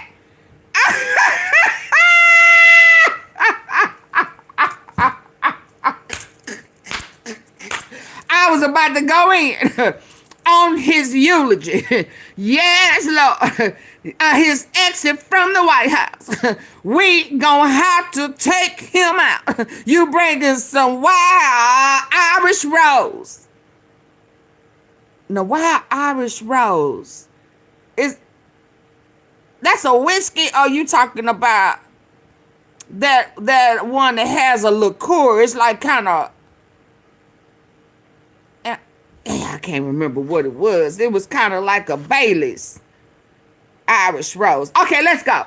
Because it's going to be a funeral. What you're bringing? Only sharp cheddar. Go after them aggressively because holding a neighbor is accountable is crucial to preventing future abuses of power. Yeah, sometimes I like a little, what you say, sour cream? Cases. He is facing multiple civil lawsuits from people who claim he defamed them, defrauded them, or otherwise harmed them. Philadelphia cream cheese up in there. His dishonesty, his willingness to lie. Yeah, they take it to a whole nother level. All of that is going to be relevant. I'm sorry. What y'all bringing to the repast, baby? Operatives who participated in these schemes. Some of them are on these recordings actively helping Trump obstruct justice and tamper with witnesses. They face criminal liability too. And I hope prosecutors go after them aggressively because holding a neighbor is accountable is crucial to preventing future abuses of power. The unsealing of these recordings is also going to have an impact on Trump's civil cases. Yeah, but we gotta drink it. We don't want to get towed up and drunk and be up in jail with him, do we? Recordings where Trump discusses his dishonesty, his willingness to lie, his strategies for avoiding accountability. All of that is going to be relevant in those civil cases and is going to make it much harder for him to prevail. There's he ain't gonna know how to get up out that shit. Of potential tax fraud.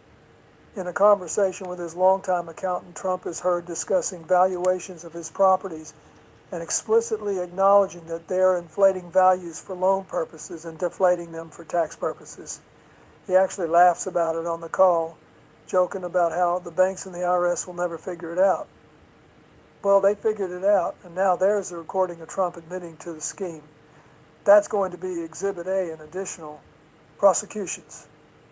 Another particularly disturbing recording involves Trump discussing a federal judge who was overseeing one of his cases. Trump is heard suggesting that they should look into the judge's background, find out if there is anything we can use against them. When his associate asks what he means by use, Trump talks about potentially making the information public to pressure the judge or discredit their rulings. That's an attempt to intimidate a federal judge, which is yet another federal crime. The recording also captures Trump's view of his own supporters. In one call, he's discussing his fundraising operation with a political consultant. Trump actually says that his supporters are easy marks who will believe anything he tells them. Did say that. Absolutely said it. They'll believe anything he tells them. I heard it with my own ears. That's what he said. And he ain't lying. They are pulling away though. It has calmed down over here a while. Yeah, they done calmed down somewhat. But he ain't lying. He damn sure said it. Credit their rulings.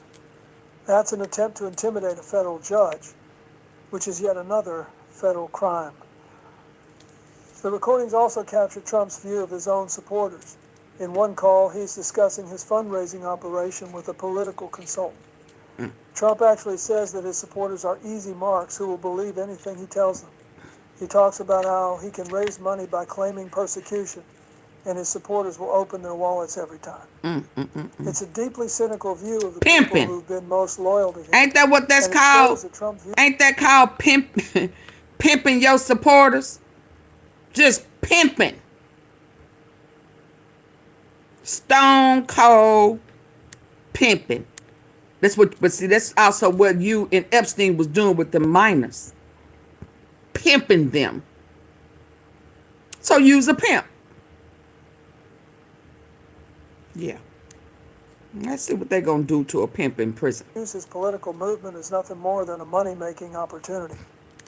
What's particularly striking about these recordings is Trump's tone.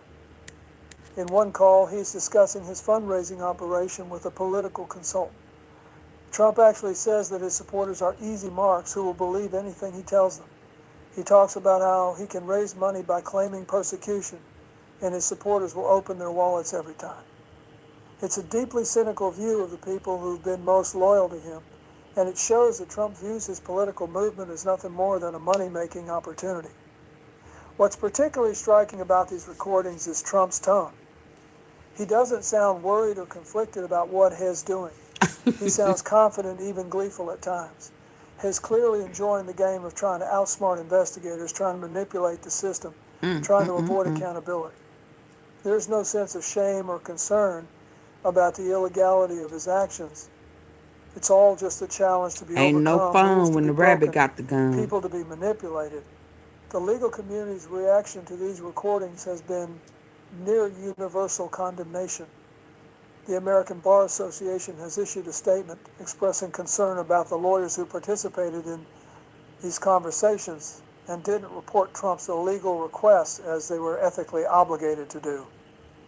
Several state bar associations are opening investigations into Trump's lawyers based on what's captured on these recordings. Some of these lawyers may lose their licenses to practice law. Looking ahead, I think these recordings like that mark a Giuliani turning point in Trump's legal troubles. Before today, he could claim everything was just allegations, witness testimony that might be unreliable, documents that could be interpreted different ways. Yep.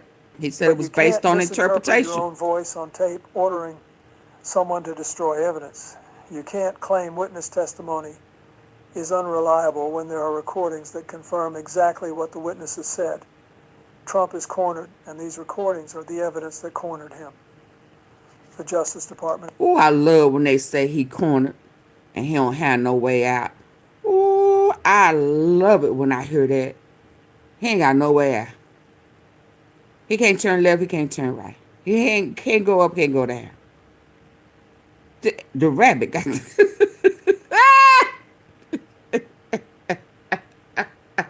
all you can do is end it for yourself. Choose your poison. Choose it. Because remember what you told them to do to other people, they going to do unto you. Take your ass down by force. You put his head on the concrete, slam him down, make that big ass booty jangle. Yeah, with them big old hips, throw his ass down. Put them cuffs on him. He likes silver anyway. Don't you like silver and gold? Yeah. Yeah. Throw that ass down. Yeah, make him resist so that you can pop him one good time. Yeah, I don't know what that red and orange gonna look like when it's, I'm just saying. Yeah. Handle him the way he told you to handle other people.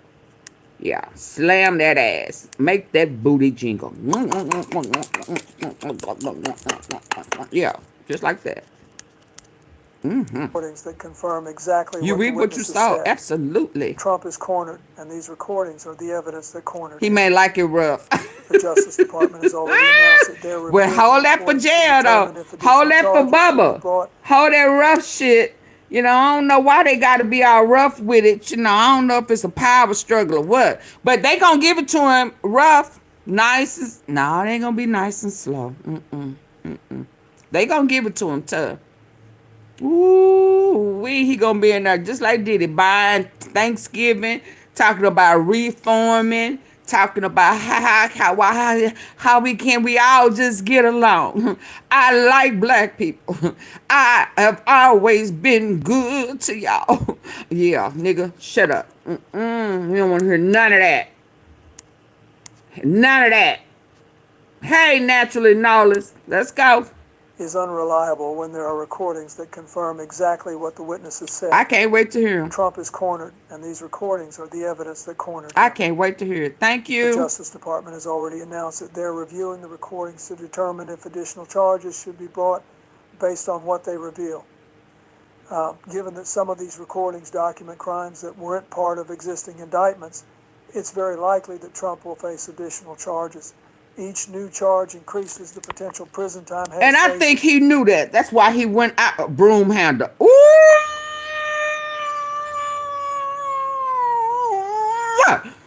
Ah! Did I just scream for him with the pillow over his head? Oh my, Mrs. Tom. Oh my, oh my God. Not the broom handle. Oh my God. Oh, carry on then. Carry on. Hold on, because I got another one. Come on. Additional charges should be brought based on what they reveal. Given that some of these recordings document crimes that weren't With part rusty of existing nails. indictments, it's very likely that Trump will face additional charges. Each new charge increases the potential prison time he's facing and makes it harder for him to avoid conviction. My. I've been asked whether I think Trump will try to flee the country now that these recordings are public and his legal situation is so dire. Honestly, I don't think so. Trump's ego won't allow him to run. He genuinely believes he can talk his way out of anything, that he can convince people that what they're hearing on the recordings isn't what they think they're hearing. I believe He's that. going to fight this all the way, even though fighting is. I'm that baby daddy. The historical significance of these recordings cannot be overstated. Future generations are going to study these as examples of how political power can corrupt, how individuals can abuse the trust placed in them, and how important it is to have systems of accountability that can't be manipulated by the powerful. These recordings are going to be played in classrooms, analyzed in textbooks, cited in legal opinions. They're Trump's legacy. No whitewashing. Captured in his own voice for all time. For years, Trump has gotten away Got his with ass behavior on that would have tape. destroyed anyone else's political career or business empire. Has lied, has cheated, has broken laws, and has always managed to avoid serious consequences. He has convinced himself and his supporters that he is untouchable, that the rules don't apply to him, that he can get away with anything. But these recordings prove that's not true. The truth has caught up with him. His own words have condemned him. And now what? He's going to face the consequences that he's managed to avoid for so long.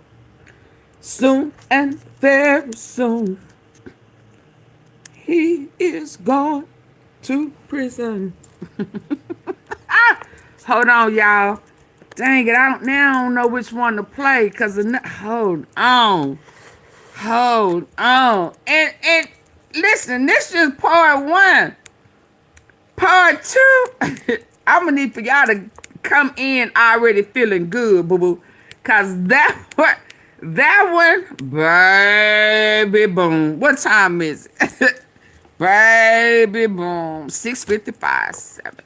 Yeah, I got it. It's baby. And I am charging the phone right now as we listen to the tea. Is the tea hot yet?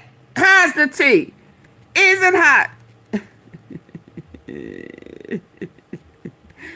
Is it hot?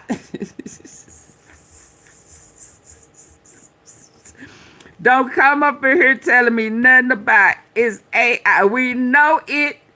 Special counsel confirmed Trump. Oh, yeah, they don't listen to, yeah. Oh, my God. Y'all hit the like button. Hit the like button for me. Okay, now this one I haven't tested yet, but let me hear it. This new We gonna year, listen shop together for the kitchen first time? essentials at Hobby Yes, Lobby. it, baby. This Make tea your so space hot. inviting. Make it neat Woo, and unique. Lord. Accidental. Now this is one I haven't listened to just yet.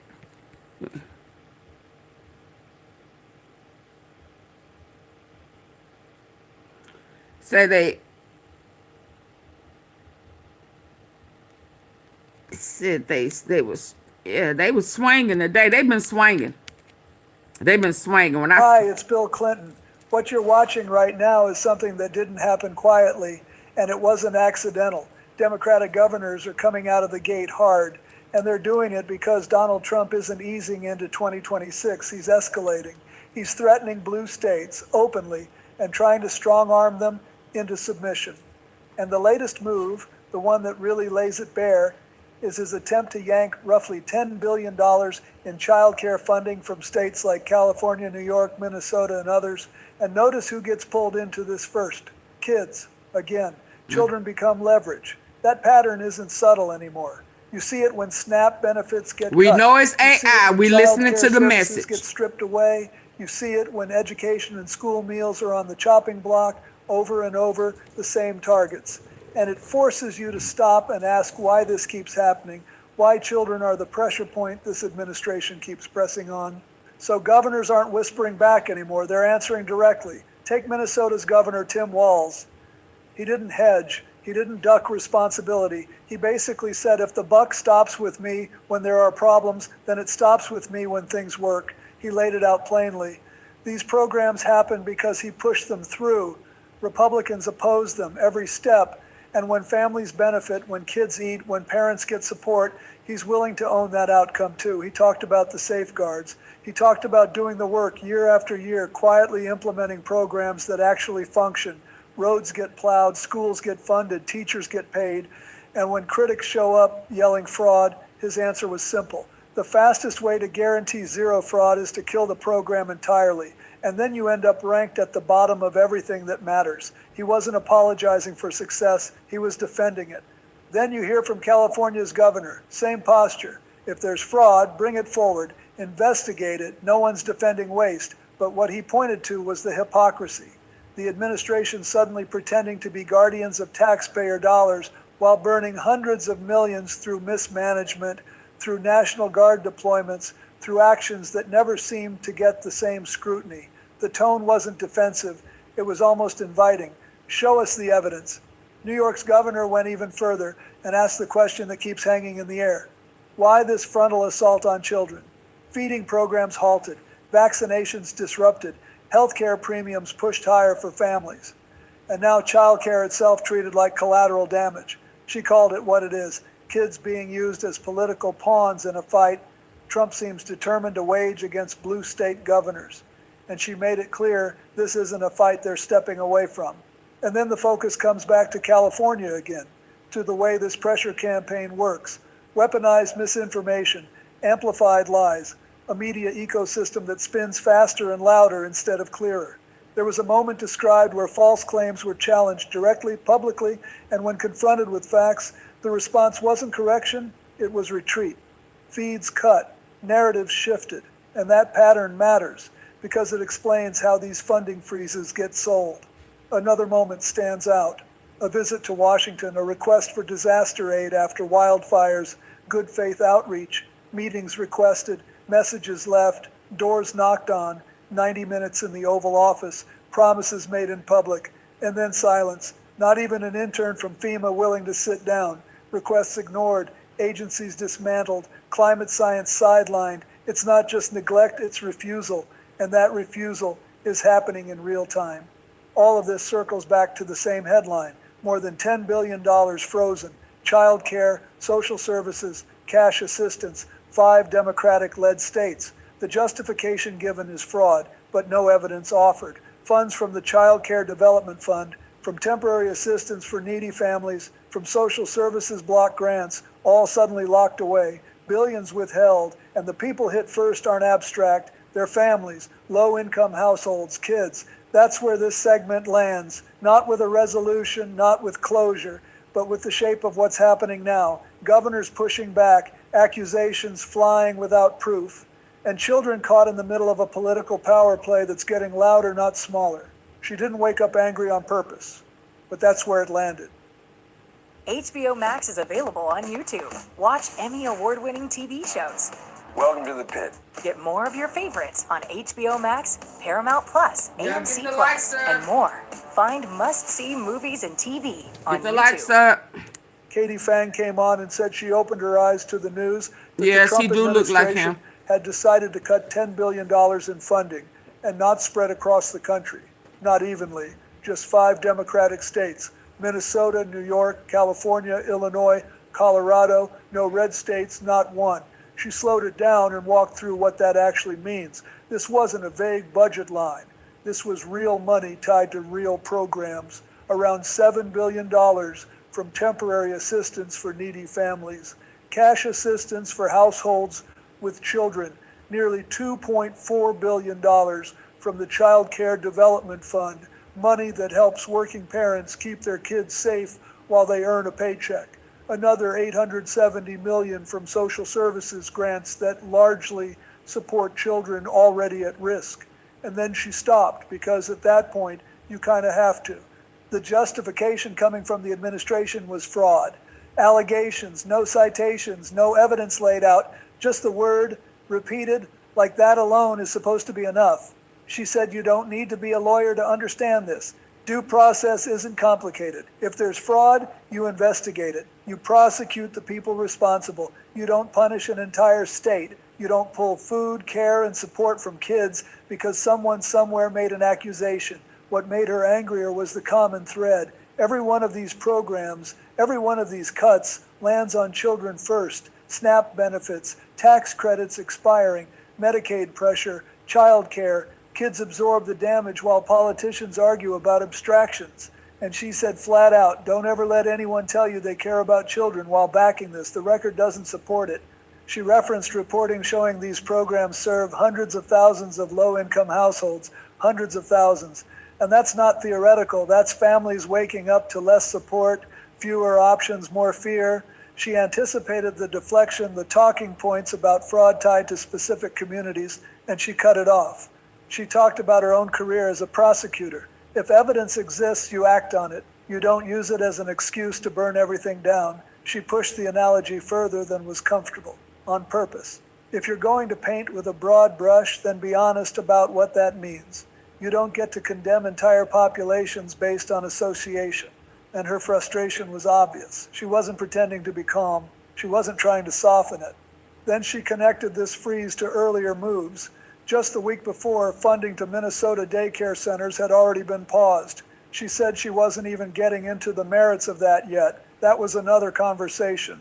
What mattered here was the pattern. Try to pull the funding, get challenged in court, lose, injunctions issued, orders entered saying it's illegal, and then try again. Each attempt costing taxpayers more money in legal fees, more resources burned just to be told no.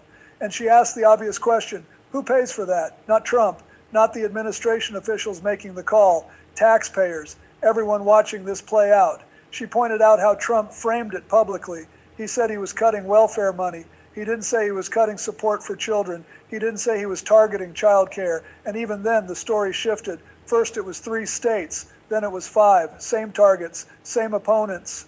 She wasn't surprised by the list. These are the states that fight back. These are the states that challenge unconstitutional behavior. And then she widened the lens. Because while this video is about child care funding, it's also about priorities, about where money flows easily and where it suddenly gets stuck. She pivoted to Venezuela, to the administration talking openly about reimbursing oil companies, about U.S. taxpayers footing the bill so energy giants can rebuild infrastructure, extract oil, ship it, and profit, meetings scheduled with executives, conferences, conversations about dividing up revenue, all while kids at home are told the cupboard is empty.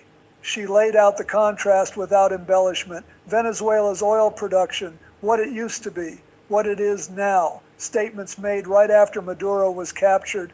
Expectations that U.S. oil companies would spend billions and be paid back by American taxpayers. She mentioned writing about this herself, about oil being the real through line. And she didn't even argue against companies being paid what they're owed. She argued against pretending this is about fiscal responsibility. Because while children's programs get frozen over unproven claims, billions move quickly when the beneficiaries are already wealthy. And she paused there, not because she ran out of words, but because the imbalance speaks for itself. She wasn't done because the money trail didn't stop there. She said, wait, there's more, and it wasn't a joke. Before the weekend operation in Venezuela, before the capture of Maduro, what had been happening for months was a sustained military presence in the Caribbean, vessels being bombed, operations justified as anti-trafficking, everything tied back somehow to Venezuela. She said she went looking for the cost, and not all of it was public yet. But anyone paying attention knows this kind of operation burns money fast. And it's not abstract money, it's taxpayer money, the same pool that supposedly can't support childcare or social services. This cough. Mucus levels are high today, huh? Not today. I got Mucinex 12 hour. Mucinex 12-hour works continuously to break up mucus and move it up and out to rid the congestion. And they saying it's another bug out there too. So y'all get your immune system up. Let me go take some now. She cited reporting from early December, a task force of warships deployed under what's been called Operation Southern Spear. Just buying that fleet cost nearly $20 billion. Then came the aircraft carrier, another $12.9 billion. After billions more in research and development, add the escorts, and suddenly the purchase price alone clears $40 billion, and that's before fuel, before operations, before a single missile is fired. That fleet is backed by dozens of aircraft worth billions more. And then she slowed down again, because the hourly costs matter. For every hour the carrier operates, it's roughly $333,000. Each escort ship, over $9,000 an hour. That's just to keep them running. Then there's flight time. On they neck, love and $40,000 angel. an hour for certain aircraft. Love tens angel. of thousands On more they for others. neck. Drones, surveillance planes, missiles costing hundreds of thousands each, bombs costing tens of thousands each. And that's not counting the pay and benefits for roughly 15,000 service members deployed. People doing their jobs, yes, but doing them in operations that raise serious questions about purpose and proportionality. She made a point to be clear. This wasn't an attack on the military. This wasn't about denying people their livelihoods. It was about priorities, about whether this is really the smartest use of public money when families are being told to tighten their belts. She put the comparison in stark terms. The cost to acquire and operate these forces is many times higher than the revenue of the groups they're supposedly fighting, thousands of times more than what those groups paid for the boats being targeted. Each strike costs exponentially more than the people on the receiving end could ever afford. And then she read a passage that stuck with her, a warning about what happens when leaders on the high spending side feel a ticking clock. They either leave or they escalate. History doesn't hide that pattern. Vietnam, Afghanistan, Iraq. Moments where sunk costs push decisions, not strategy.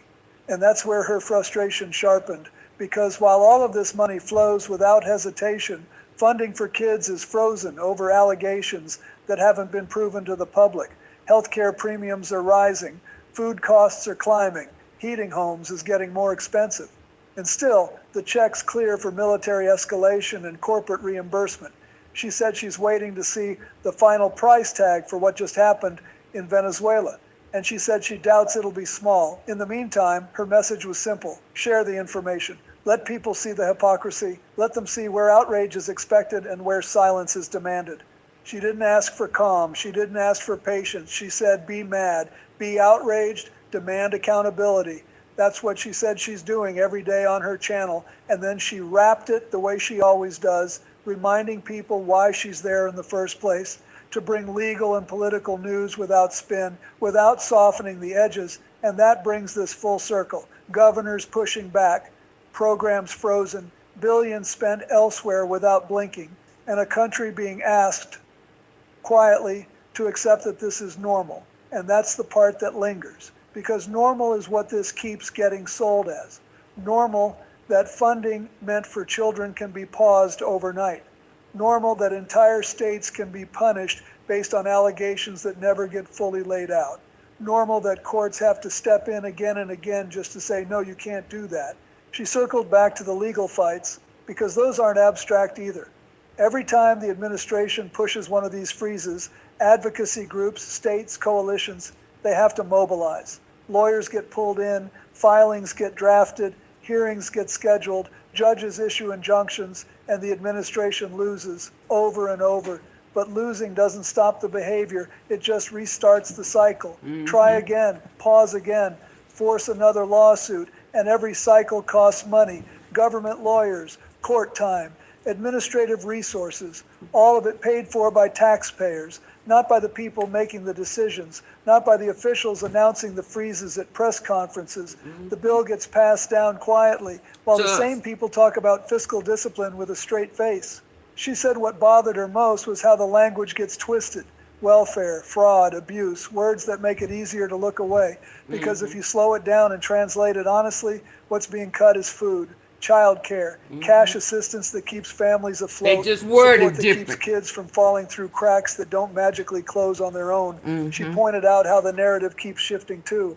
First it's framed as a targeted response, then the list of states grows. First it's one program, then it's several, and always the justification arrives before the proof. Evidence promised later, if ever. And by the time anyone asks where it is, the damage is already done. She said people should notice how quickly money moves when the beneficiaries are powerful. Oil executives get meetings, conferences get scheduled, plans get discussed, and thugs. Reimbursements get floated out loud without embarrassment. No one asks where the money will come from. No one pauses those conversations over allegations. The assumption is that it will be paid because that's how power works. And she didn't let the audience off the hook either. She said it's easy to focus on one headline and miss the through line. This isn't about one freeze or one operation or one weekend. It's about a system of choices, about what gets defended aggressively and what gets treated as expendable. I use PayPal to buy Yep, this it's a ticket. crime. Paying it off over time. No fees, no interest. You know what else is no interest? Yep. She said transparency isn't radical. Accountability isn't partisan. Asking why children lose support while billions get spent elsewhere shouldn't be controversial. And yet here we are arguing over whether kids deserve stability while spreadsheets get signed for everything else. She reminded people that They just got a gold 2026 package didn't on their start gently. medical Healthcare insurance. premiums are up. Families are already stretched. Heating gold costs package. are rising. Food costs aren't coming down. And into that reality comes a message from the top that says some of the help you were counting on might just disappear, not because it failed, not because it was proven corrupt, but because it's useful leverage. And that's where she stopped, not with a solution, not with a neat ending, just with the contrast laid bare. Children as bargaining chips, states as targets, billions spent without hesitation elsewhere, and an expectation that people will absorb it quietly. She said she won't, and she made it clear she doesn't think anyone else should either. What stayed underneath everything she said was that this isn't just about outrage, it's about conditioning. Getting people used to the idea that instability is unavoidable, that support can vanish without warning, that the rules change depending on who's in power, and once that becomes familiar, once people shrug instead of react, it gets easier Love to do it Angel, again. I don't, She let me talked tell you about what, how I don't, exhaustion I've becomes never seen that before. I mean, they should with all the things that he's doing, especially because he said it was about drugs, but a partner drug kingpin, they should, I mean, because that means that it was intentional. They calling it piracy, so they should. But again, I've never, what's going on right now, I've never seen anything go. I mean, normally when they go over there to on somebody else's land and at war, you know, they just take them out. They don't get them and bring them here, like, you know, just intentionally go over there just to, you know, unalive them and steal, you know, that. So they should. It was to get the oil, absolutely. And then lied and said it was about drugs. But like he said, he can tell he can telling people anything, they're going to believe him because they're easy targets. Tool.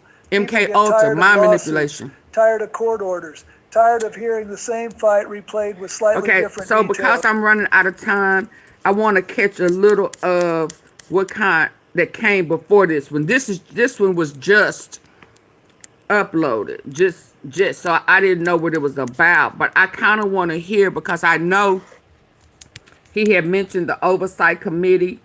And the other one, I had mentioned that he had talked to oversight committee or council. So let me hear a special counsel. Let me hear what this one say before I end. You know, there are moments in so that I can get ready for. And I know Candace won't be here tonight, baby, but I still got the tea.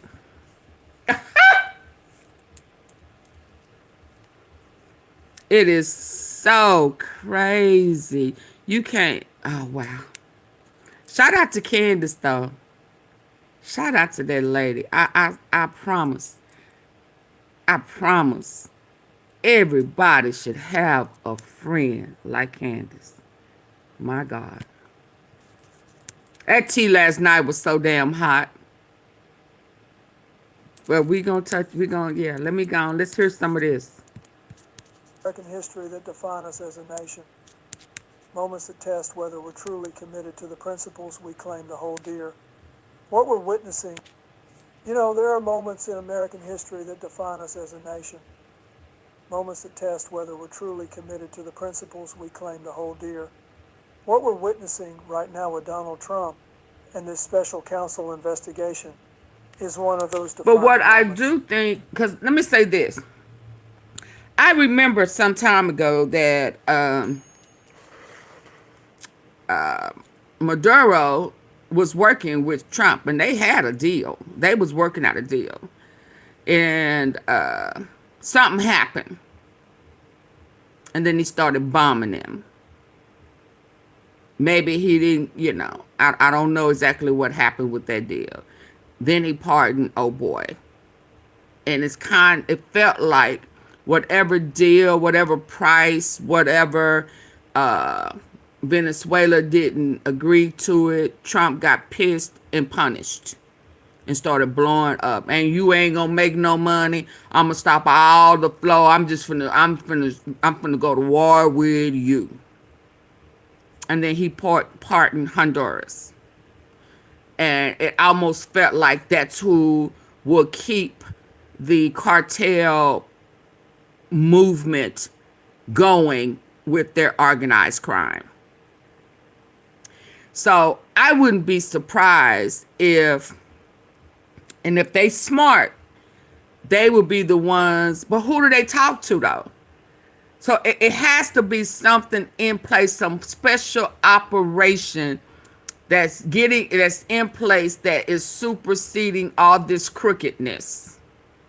Like damn Bongino, he ain't want no parts of it. You got attorneys and stuff. Nobody wants any part of it. Even his last vice president, he coming out. He talking a little. You know, Bubba voice wasn't being used. His message wasn't getting out there until recently. You understand? So I wouldn't be surprised if Bongino not talking. Ashamed the government of the action. I would. Maduro needs to be talking, but not to the government that's in place right now. There has to be some type of secret service. You know, who is above the F, the B, the I? So it has to, because they're crooked. And I wouldn't be surprised if he is not working with them, because we know he in the files. We're not going to act like he not in them. We're not going to act like he not in them. Now, what has not leaked is that there's been females that says that they were abused by him, or made to have ABs, Planned Parenthood. But one thing is for sure.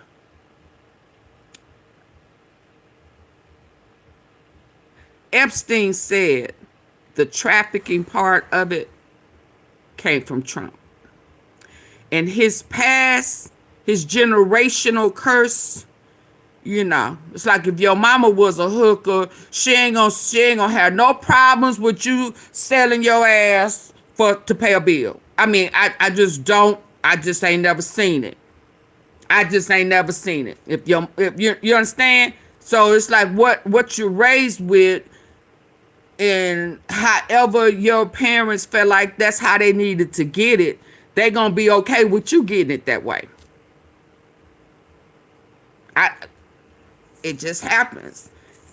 Okay? So if his granddaddy didn't want to work, hustled, started a brothel, got into real estate, got a hotel for the gold miners, and had some hoes up in there when they came out of there that they could entertain and get drunk with and shit like that, then that's his roots, right? That's his roots. His daddy picked up the real estate. I ain't heard he had no brothel and hoes, but he picked up the real estate. Now, it appears that Trump is just like his granddaddy. This is my granddaddy. He had hotels and hoes. You understand? So to know that Epstein said that is not too far-fetched, because that is his roots. Now, it didn't say nothing about underage girls, but let's be real. During that time frame, they did fool with minor girls. Hell, sometimes they married them. But it's illegal now. Yeah. So, whatever he did, it has not come out just yet that he played with the minor girls as far as pimping them out. Now, he may. I don't know. It ain't came out yet.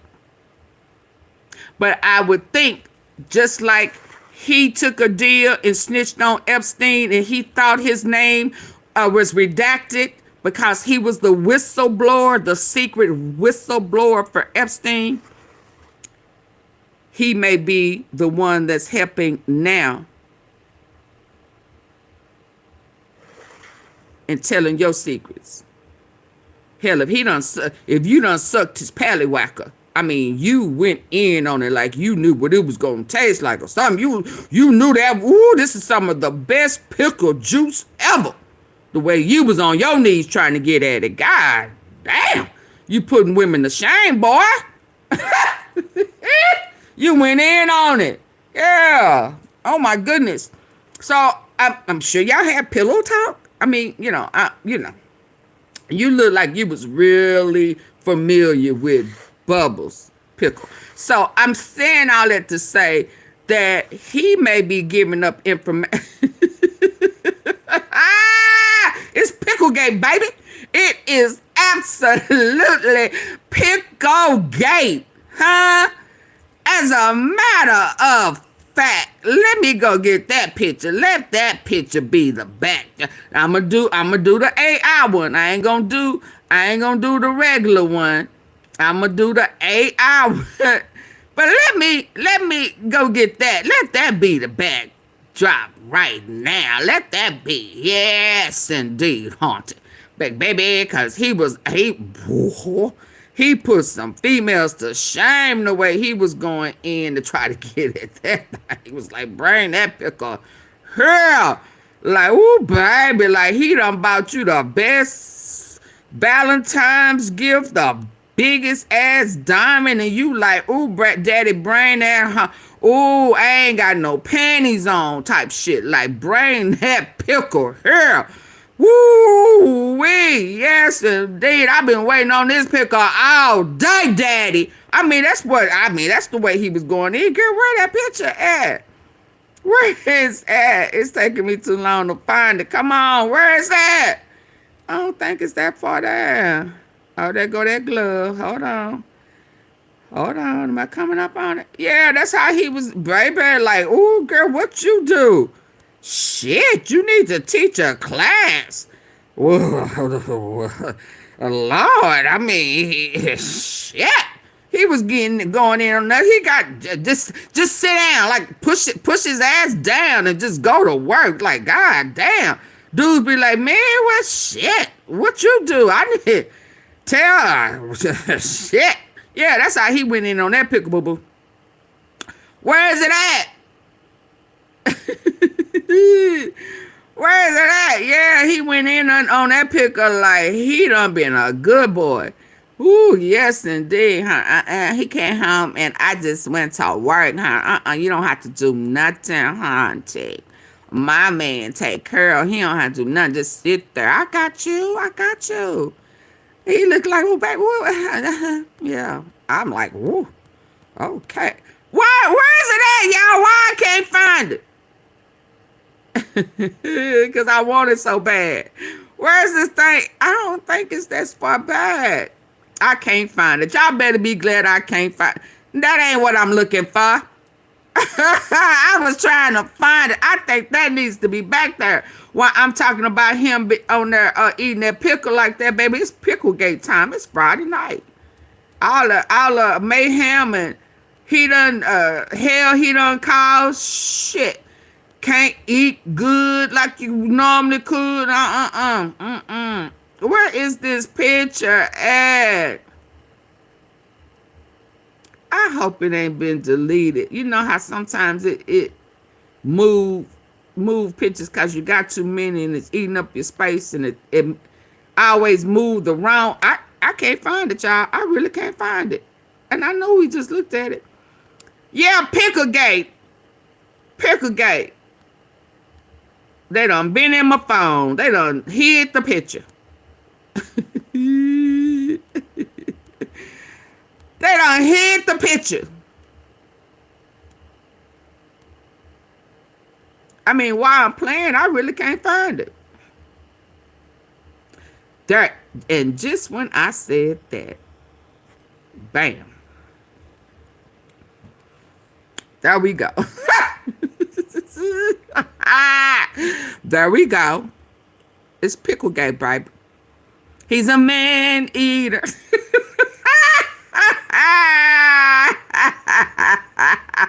Yes. So I wouldn't be surprised if he not giving up information, since all of this is because he tried to out Bubble and that Prince Andrew guy. All of this on the real is because he tried to out Bill Clinton. And Bill is saying, put it out. Put it out. Here, on the floor with it. I mean, ladies. Ladies, he's making us look bad.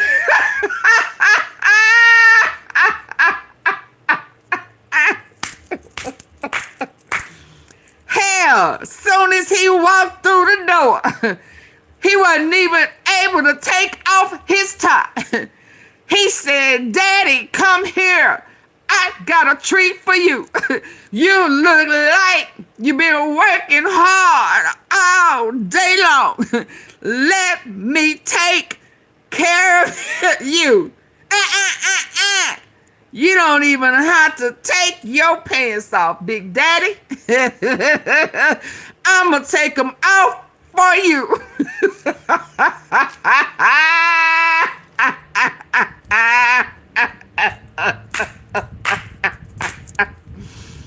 You don't have to do nothing but let me handle my business. I've been waiting for this pickle all day long. Let me get to work.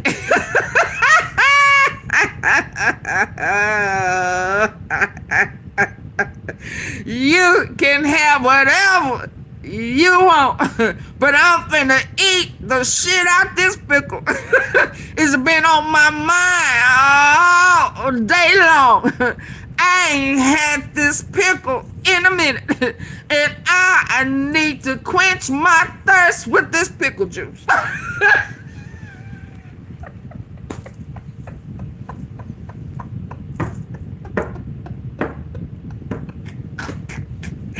Let me stop, y'all. Y'all know I ain't no good. But it almost got a texture like Bill is putting it out there. How many licks does it take to get to that pickle juice? Ew. I don't have no panties on.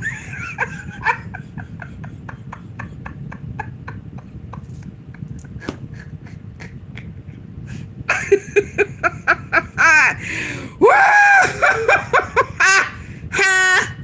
Yeah. And see, all of a sudden, if y'all can remember, last week, Kim Shim started saying, I like Bill Clinton. I mean, I hate that these pictures are coming out. Yeah, because Bill done ripped your ass a new one. And you got word that he was about to work with them people to bring your orange ass down. Yes, sir. Yes, sir. The big blowdown. The big pickle. The pickle is a big deal. Big Bill. That's what they said. They said he's big. They say he hung like a horse. More like a brother down there. Who your people? Where you get this from? Let me see what I can do with that thing. Woo! Shit! Everybody want a piece of Bill.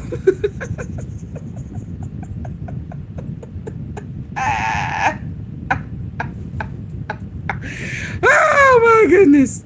Shake my head, y'all. Let me get on. He said your mouth was too small. He said you better take some choir lessons and learn how to open that mouth, huh? Open your mouth. Pull your head back. You need some new tricks, silly rabbit. Yeah, you can't fuck with a female, nigga. But good try, though. Good try. Woo, let's go. And I'm sorry, y'all. I gotta tell you, after reviewing got him on his knees. Found on those seized devices, Trump did it. I am both horrified and vindicated. I'm vindicated. I'm sorry. I mean, I guess I had it wrong. I guess Bill is the pimp.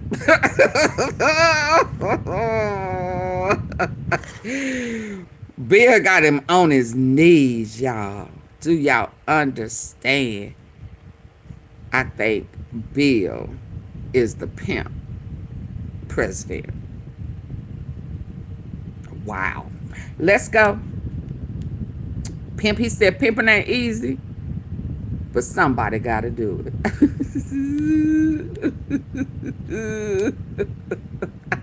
You know, there are moments in American history that define us as a nation. To test whether You clutching your pearl. Principles we claim to hold dear. What we're witnessing right now with Donald Trump and this special counsel investigation is one of those defining moments.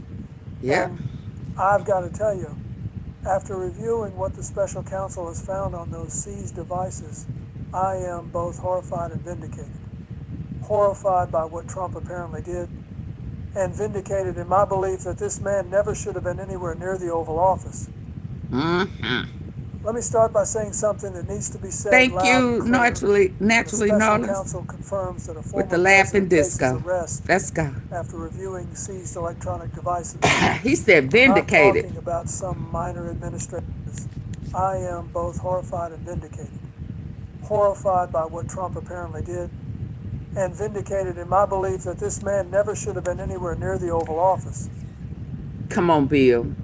Can we keep it real? Bill, can we keep it real? You feel vindicated because he pulled you in this bullshit. Now we gon', I mean, you know, I'm calling you the pimp, but we gonna keep it real. You feel vindicated because he tried to play on your top. Absolutely. I mean, rightfully so. You have every right to feel the way you feel, but we're going to call it what it is. You vindicated, not because he shouldn't have been in office, but because he tried to pull you in this shit. And now everybody know he sucked your pickle. Thank you, Naturally Knowledge, for the big old laughing. Laughing disco. Let's go. I am both horrified and vindicated. Horrified by what Trump apparently did, and vindicated in my belief that this man never should have been anywhere near the Oval Office. Let me start by saying something that needs to be said loud and clear. When a special counsel confirms that a former president faces arrest after reviewing seized electronic devices, we're not talking about some minor administrative violation. We're talking about serious criminal conduct. We're talking about evidence that's so damning, so clear, so unambiguous that prosecutors feel confident moving forward with an arrest. That's not something they do lightly, folks. I've been around law enforcement my entire career. James is going to get him again. President of the United States, I work with prosecutors. The teacher going to get him again. Department. I know how high the bar is for charging anyone, let alone a former president. The fact that Webb reached this point tells you everything you need to know about the strength of the evidence they found on those devices. Now, let's talk about what these seized devices actually are. We're talking about phones, computers, tablets, any electronic device that Trump or his associates use to communicate. And here's the thing about digital evidence. It doesn't lie. You can stand in front of cameras and deny everything. You can claim witch hunt until you're blue in the face. But those text messages, those emails, those encrypted communications, they tell the real story. They show what you actually said when you thought no one was watching. And apparently what Trump said when he thought no one was watching is absolutely damning. According to reports from the special counsel's office, the review of these devices revealed a pattern of criminal conduct that goes far beyond what we already knew. We're talking about communications that show intent, that show coordination, that show Trump actively engaging in behavior he knew was illegal. I want you to understand what it means for a special counsel to confirm that someone faces arrest. This isn't speculation. This isn't political rhetoric. This is a formal legal determination based on evidence that would convince any reasonable prosecutor that charges are warranted. The special counsel doesn't make these announcements unless they're absolutely certain they can prove their case in court. Think about the chain of events that had to happen for us to get here. First, there had to be sufficient evidence of criminal activity to justify seizing the devices in the first place. That requires a warrant, which means a federal judge had to review the evidence and determine there was probable cause. Then, forensic experts had to examine these devices, extracting every piece of data, every deleted file, every communication. Then prosecutors had to review all of that evidence, build a timeline, establish intent, and determine that they had enough to bring charges.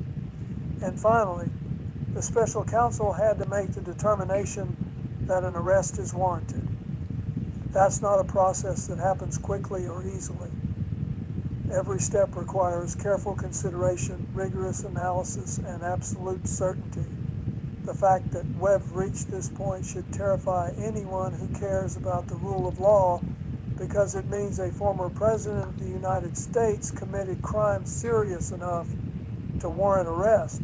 Now, Trump's defenders are going to scream about this being politically motivated. They're going to claim this is just Democrats trying to take down their political opponent. But let me ask you something. If this were really just political persecution, why would a special counsel be involved? Special counsels are appointed specifically to ensure independence from political interference. They operate outside the normal chain of command. They're insulated from political pressure. That's the whole point. And let's be real about something else. The evidence found on these devices apparently includes communications between Trump and his closest associates.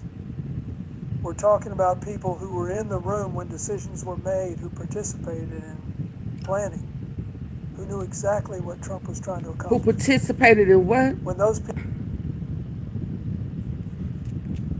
devices apparently includes communications between Trump and his closest associates. We're talking about people who were in the room when decisions were made, who participated in planning. Okay. Who knew exactly what Trump was trying to accomplish. When those people's devices show them discussing illegal activities with Trump, that's not a witch hunt. That's called evidence. Read the reporting That's of what not the called Special Counsel co-conspirator. found, and even the sanitized versions that have been made public are shocking. We're talking about discussions of how to obstruct investigations, how to hide evidence, how to intimidate witnesses. We're talking about Trump explicitly directing people to break the law, and all of it documented in black and white on electronic devices that Trump apparently thought was secure. Here's something that really gets me. Trump spent his entire presidency railing against leaks, against people who talked to investigators, against anyone who dared to tell the truth about his conduct. But apparently he and his associates were creating a digital paper trail of their own criminality. Every text Hey, message, James. every email, every encrypted chat was evidence they were creating against themselves. The arrogance is breathtaking. Let me tell you what this reminds me of. During Watergate, it was the tapes that brought Nixon down. Nixon created a recording system that documented his own criminal conspiracy. He literally recorded himself committing crimes. Trump has done something similar with these devices, except it's even worse because it's not just him. It's a whole network of people documenting their participation in what appears to be a criminal enterprise. And make no mistake, that's what we're talking about here. The evidence apparently shows a coordinated effort to break the law, to obstruct justice, to undermine democratic processes. That's not just one person making bad decisions.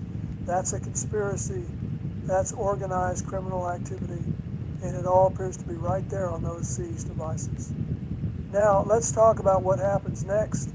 A special counsel has confirmed Trump faces arrest. That means they are preparing to actually take him into custody. Think about that for a moment. A president of the United States is going to be arrested, fingerprinted, photographed, processed through the criminal justice system like any other defendant. Wow.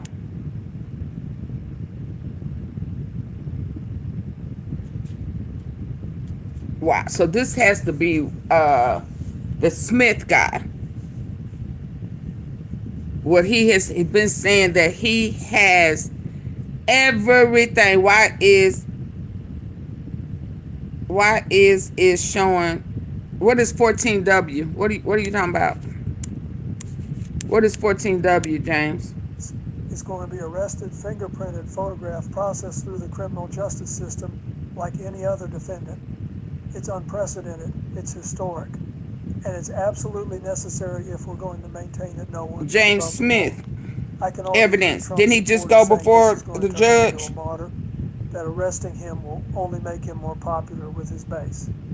And you know what? Maybe they're right. Maybe his most devoted followers will see this as confirmation. I don't see 14W being persecuted. But that doesn't change the fact that if he committed crimes, he needs to. I don't know. We can't let potential political consequences prevent us from enforcing. Oh, 4W, that's a part of your YouTube. This that YouTube have it that way. Trump can't be arrested because it might upset his supporters. Then we're saying that's how YouTube have it. Popularity grants immunity from it's showing your channel, your handle name for YouTube. Your YouTube email. Then we're saying that political popularity grants immunity from prosecution. We're saying that if you can maintain a loyal enough base, you can break the law with impunity. That's not democracy. That's authoritarianism. That's exactly the kind of corrupt system Webb spent centuries fighting against. The evidence on those devices apparently includes some truly damning material. We're talking about communications where Trump acknowledges that what he's doing is wrong but proceeds anyway. We're talking about discussions of how to evade detection, how to cover tracks, how to make sure that illegal activities couldn't be traced back to him. This isn't someone who accidentally crossed the line. This is someone who knew exactly where the line was and deliberately sprinted across it. And let's talk about the people around Trump who are implicated by this evidence. The devices that were seized didn't just belong to Trump. They belonged to his lawyers, his advisors, his family members, his lawyers. And apparently those devices show that many of these people were active participants in criminal conduct. Some of them face arrest as well. This isn't just about... Are y'all listening with y'all good ear? This is about an entire network of people. Hold up. Excuse me. Hello, tea sippers. First, Can y'all double tap the face on your screen, baby? Because if this tea ain't hot, I don't know what is. This is hot. Double tap the face on your screen. If you're on your computer, hit the 3 dots at the top right corner. If you're listening, if you are ear hustling on your phone or in your iPods, double tap the face of your phone screen. Auntie Phil, who did 47 put in over the... I don't know. I don't know. But he's saying they have... Now, what now? How to cover tracks, how to make sure that illegal activities couldn't be traced back to him. This INDICTED, someone who accidentally crossed the line. This is someone who knew exactly where the line was and deliberately sprinted across it. And let's talk about the people around Trump who are implicated by this evidence. I'ma look. The devices that were seized didn't just belong to Trump. They belonged to his lawyers, his advisors, his family members, his close associates. And apparently those devices show that many of these people were active participants in criminal conduct. Some of them face arrest as well. This INDICTED... Bannon said this, though, y'all. Y'all remember when Bannon said this? He said, if we don't win that midterm, a lot of us are going to prison, including myself. Bannon said it first, and then all of a sudden this week, I think this week Trump started saying they're going to impeach me. They are going to impeach me. I'm back, sweet. Do y'all understand? That's what he said. That's what he said. So Bannon put it out in the atmosphere. Then last week or this past week, Trump started saying they're going to impeach me after that Venezuela stuff, because it didn't go down. Who he thought was going to back him, he thought that they was going to give him praise. Many of these people were active participants in criminal conduct. Some of them face arrest as well. This isn't just about Trump anymore. This is about an entire network of people who enabled and participated in his alleged crimes. I think about my own time in office, and I cannot imagine creating the kind of digital trail that Trump apparently has. Okay, yeah. That's even in moments where I made terrible decisions, even when I was at my worst. I never put anything in writing that showed criminal intent. I never sent emails discussing how to break the law. I never texted associates about obstructing justice. The fact that Trump did all of this shows an astounding level of either stupidity or arrogance. Probably both. The special counsel's confirmation that Trump faces arrest is also significant because it means they've completed their review of the seized devices. That's important. It means they've seen everything. They've backfired on his analyzed ass. every bite of data, every communication, every file. And after seeing all of that evidence, they've determined that arrest is warranted. Associates about obstructing justice. The fact that Trump did all of this shows an astounding level of either stupidity or arrogance. Probably both. The special counsel's confirmation that Trump faces arrest is also significant because it means they've completed their review of the seized devices. That's important. It means they've seen everything. They've analyzed every byte of data, every communication, every file. And after seeing all of that evidence, they've determined that arrest is warranted. That's a conclusion based on the totality of the evidence, not on any single piece of information. I want to be clear about something. I take no joy in this. I don't celebrate the fact that a former president is facing arrest. It's a sad day for America when we have to acknowledge that someone we entrusted with our highest office apparently abused that trust so egregiously. But sadness doesn't change the necessity of what's happening. Justice must be served. Yeah, so that means Pete ass in trouble. Trump's legal team is going to fight this tooth and nail. they're going to file motions to suppress the evidence from the devices. Yeah, especially. They're going to argue that the seizure was improper, that the search violated Trump's rights, that the evidence should be inadmissible. I thought they had already did that part. But here's the thing. If the original warrant was valid, Mm-hmm. and all reporting suggests it was, then the evidence is going to be admitted. And once that evidence is in front of a jury, Trump is in serious trouble. Because juries understand digital evidence. Big trouble. And hold up. Phones and computers. Hold up, Big Bill.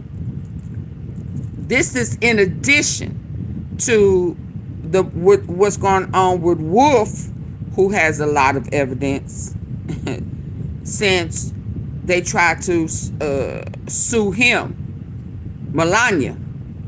See, it's just like they done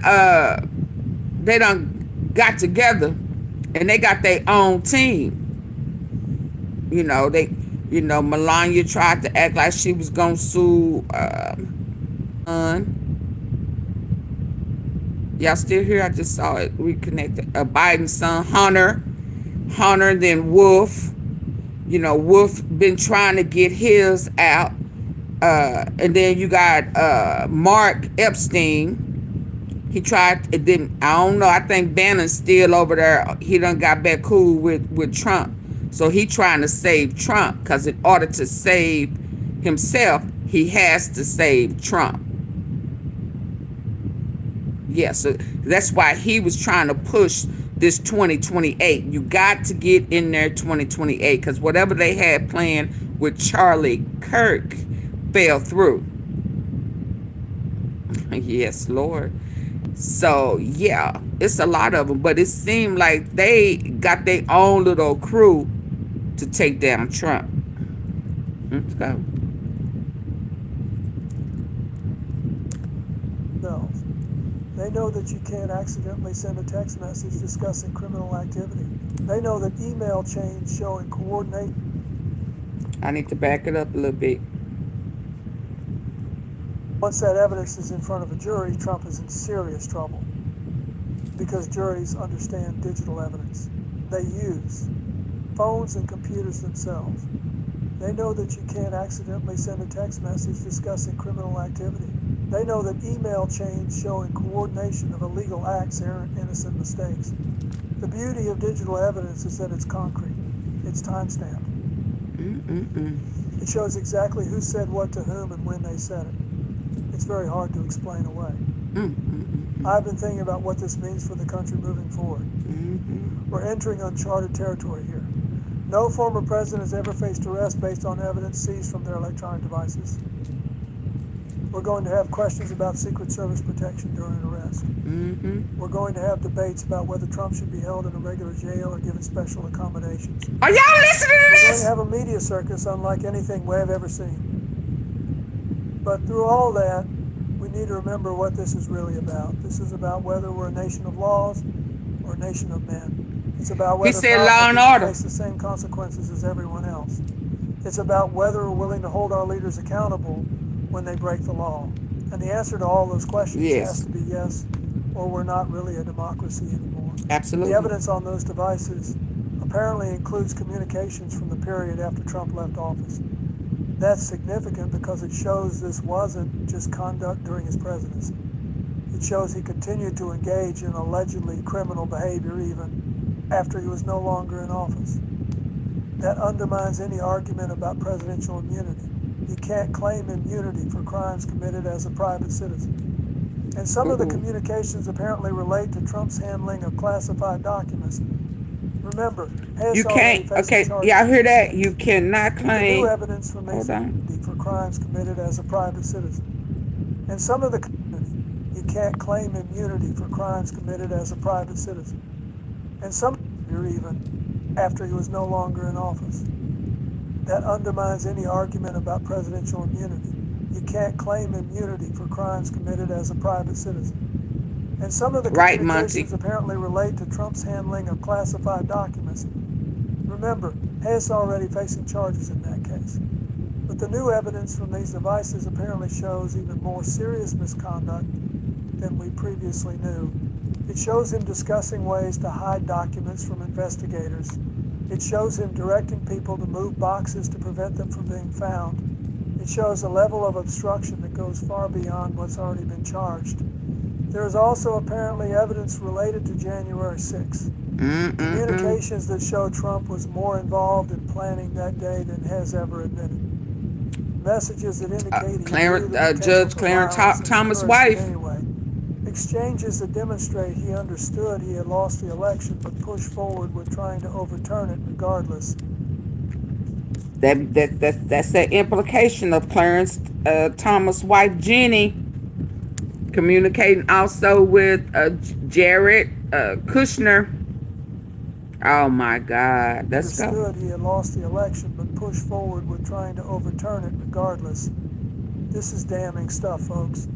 I think about the oath I took when I became president. I swore to preserve, protect, and defend the Constitution. That oath didn't come with exceptions.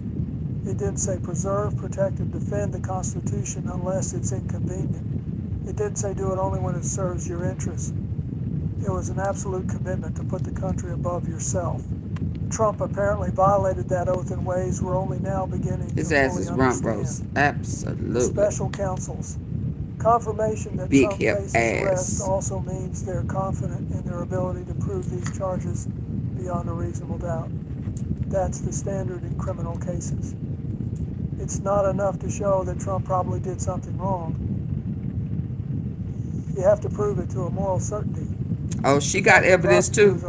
Marjorie Taylor, yes. The evidence from these devices meets that high standard. Now, I know some people are going to say that arresting Trump will tear the country Baby, apart. that pillow talk. They'll argue it's not worth the political turmoil, but I would argue that not arresting him, despite clear evidence of crimes, would do far more damage. It would tell every future president that they can break the law without consequences. It would tell the American people that there really are two systems of justice, one for the powerful and one for everyone else. That's a wound that would never heal. The devices that were seized apparently included encrypted messaging apps that Trump thought were secure. He apparently believed that by using encryption, he could communicate freely without fear of the messages being discovered. But here's the thing about digital forensics. Experts can break encryption.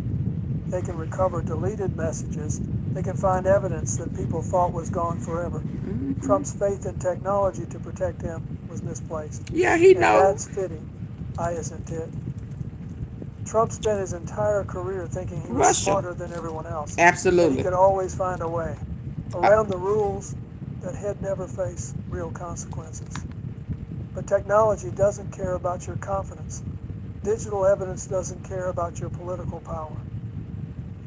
The data on those devices tells the truth, regardless of how much Trump wishes it didn't.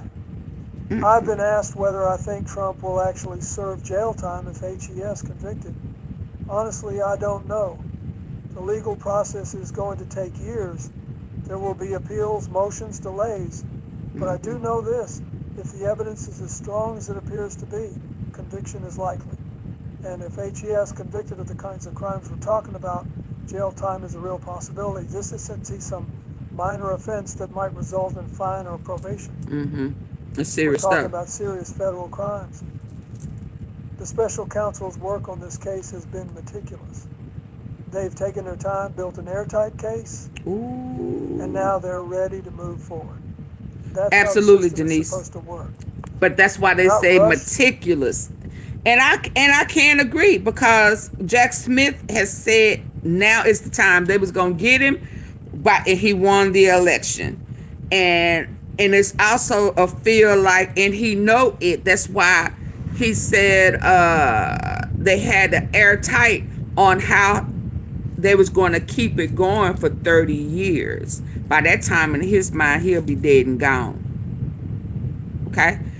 But they had to take out Charlie Kirk too soon. Had to. Because Charlie said no. Charlie said no. He told the devil no. And they got him killed. Unalived. Yes, sir. Yes, sir. He told the devil no.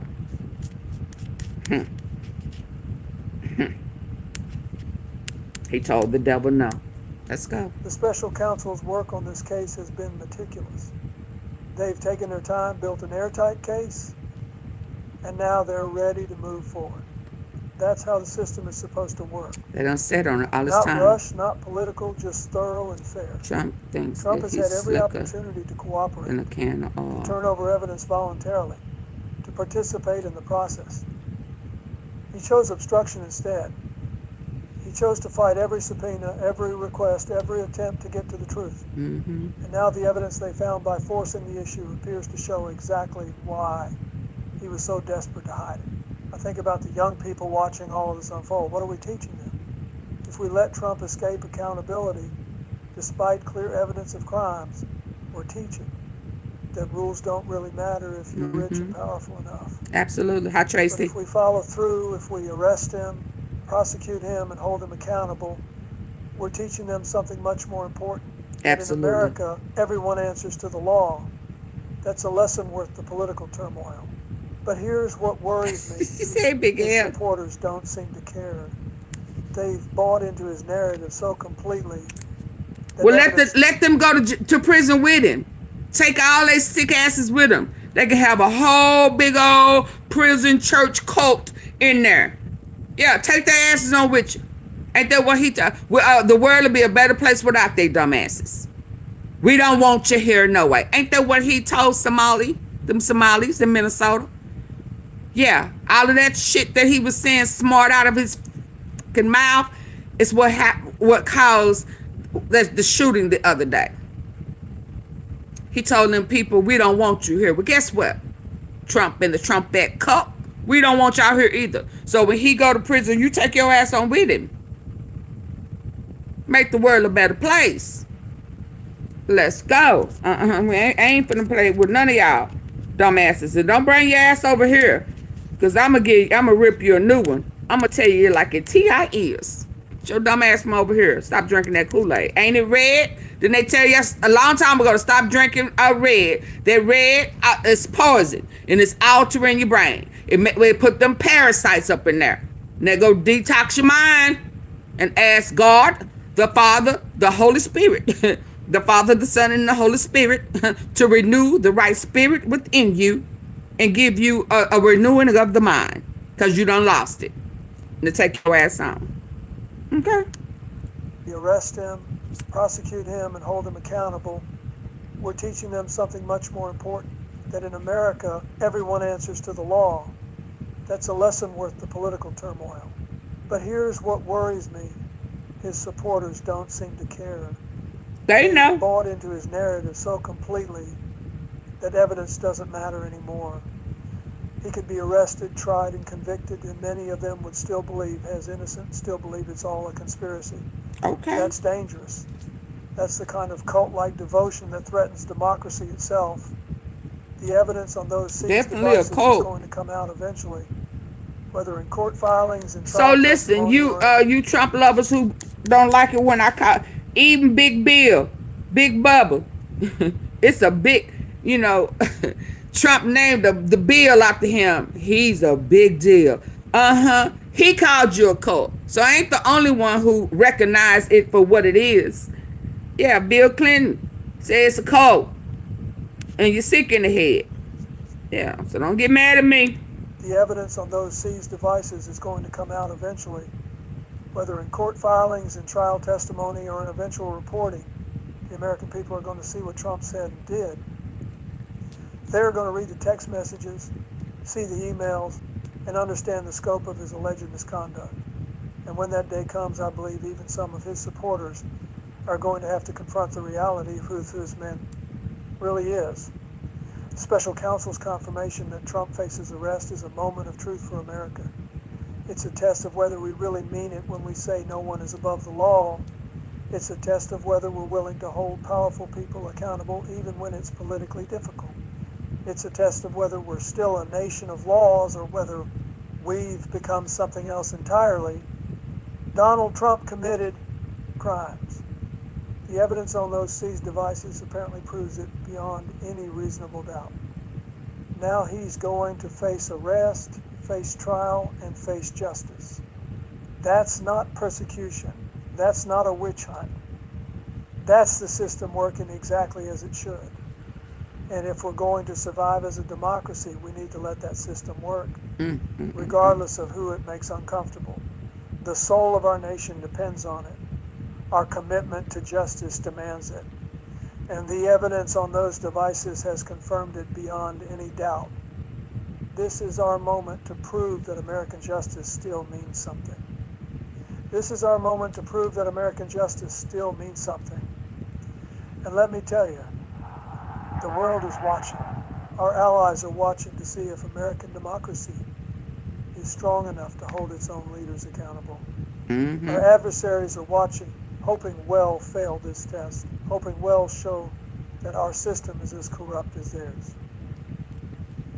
Future historians are watching, preparing to write about whether this was the moment America recommitted to the rule of law or the moment we gave up on it entirely. Trump made his choices. He created that digital evidence. He sent those messages. He coordinated those allegedly criminal activities. Now he has to face the consequences. That's not political, that's justice. And if we can't deliver justice when the evidence is this clear, when a special counsel has confirmed arrest is warranted, when the proof is sitting right there on seized devices for everyone to see, then we've lost something fundamental about who we are as Americans. This arrest needs to happen. Democracy demands it. Democracy demands it. What y'all think about that? Convicted in many of them. Was that some good tea or what? Was that some good tea or what, y'all? What y'all think about the will brief? The what? The will brief. Monty, I know you driving. What that mean, y'all? If this wasn't hot, I don't know what it is, baby. Oh my goodness, the tea is hot. Where is Specs when you need him? Specs, you missed a good one. Janet, you missed a good one. Great content. Thank you, Big L. Yeah, Janet, you missed a good one. Vic, it naturally known who. Y'all, this tea was hot.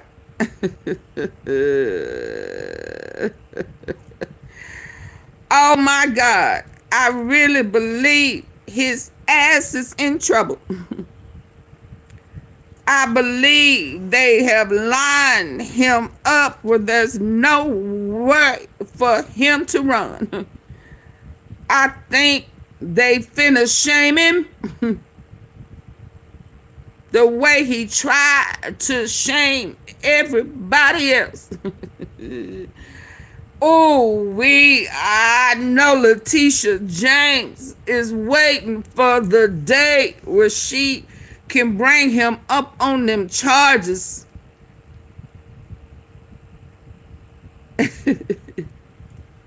And they gonna say it was because of what he did to her.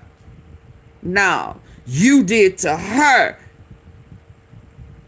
because you knew this was coming. You thought that you had it all sewed up, so you tried to get her the way she got you. See, this is why I don't like that tit for tat. This is why I don't like, no, I don't like that. But karma, and I don't think we should create our own karma. We don't let God get it. But I think that's what he did. He set it up, and he said, "Go get my enemies." Now he got these modern day KKK, these hooded, face covered people attacking the citizens. Who pays him? Do y'all understand that we are paying this man to attack us? Yeah, it's time to go. It's time to put an end to it. And once them charges come up as serious as they are, they got to remove him out of. I hope they are covering all corners of this thing and really, really, really planning this perfectly. Because I'm saying you're going to have to get him out of office. He can't stay in office. Whether he's been convicted or not, he got to go.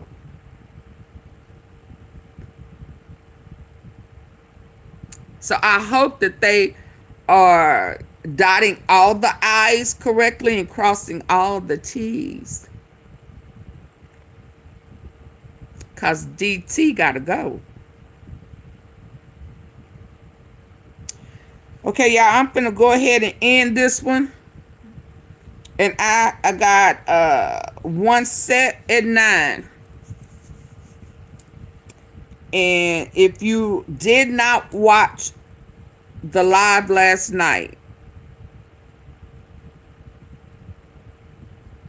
with Candace, in this hour, go and watch it so you know where I'm coming from.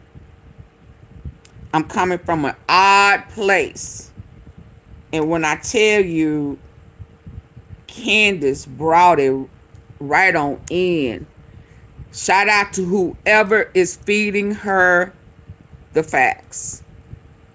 Because they have allowed her to connect some dots that would have never been connected. We knew that there was a tied with the churches. We knew that there was something with the Christians. We knew that there was something with the trafficking. So just like the military bases is used for trafficking, guns, and the minor trafficking, guns and Uggs and all that stuff. It appears that some of the churches, Angelicas, and all of them folk, Calvaries, are involved as well.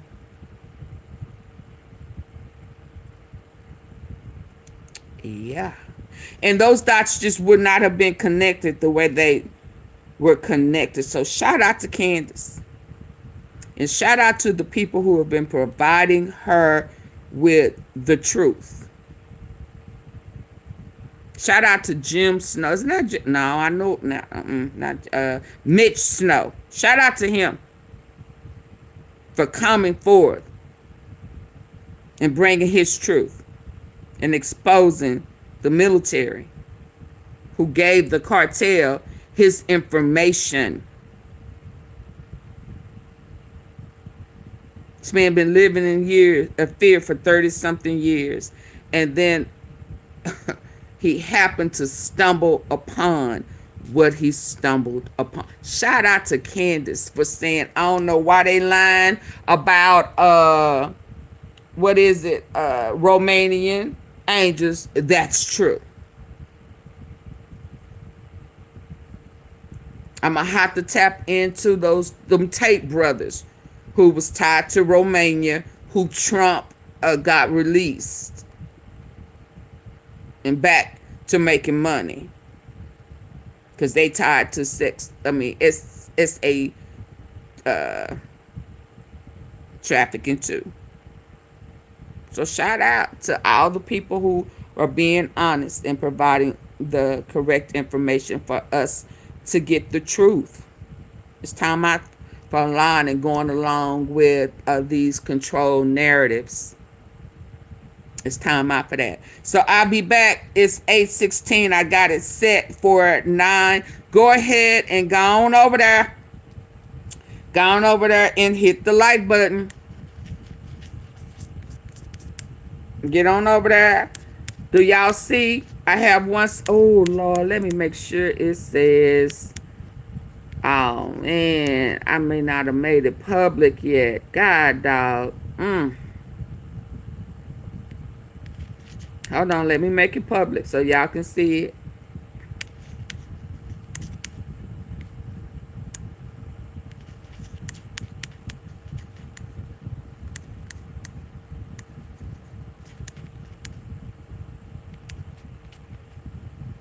Liberty University. My. I just made it public. It got about 5 men standing there, and one of them is Charlie Kirk. I may keep that pin nail, a nail thumbnail, and I may not. Do y'all see a live that's set for 9 o'clock? Do y'all see it? Go on over there and hit the like button. Let me finish setting it up. And I'll be back at 9. If I'm running a little late, don't be like, Auntie Fee. Don't do that. I'm coming. Okay, good people. Are y'all still here or have y'all left? Go on over there and hit the like button. Let me give y'all the link.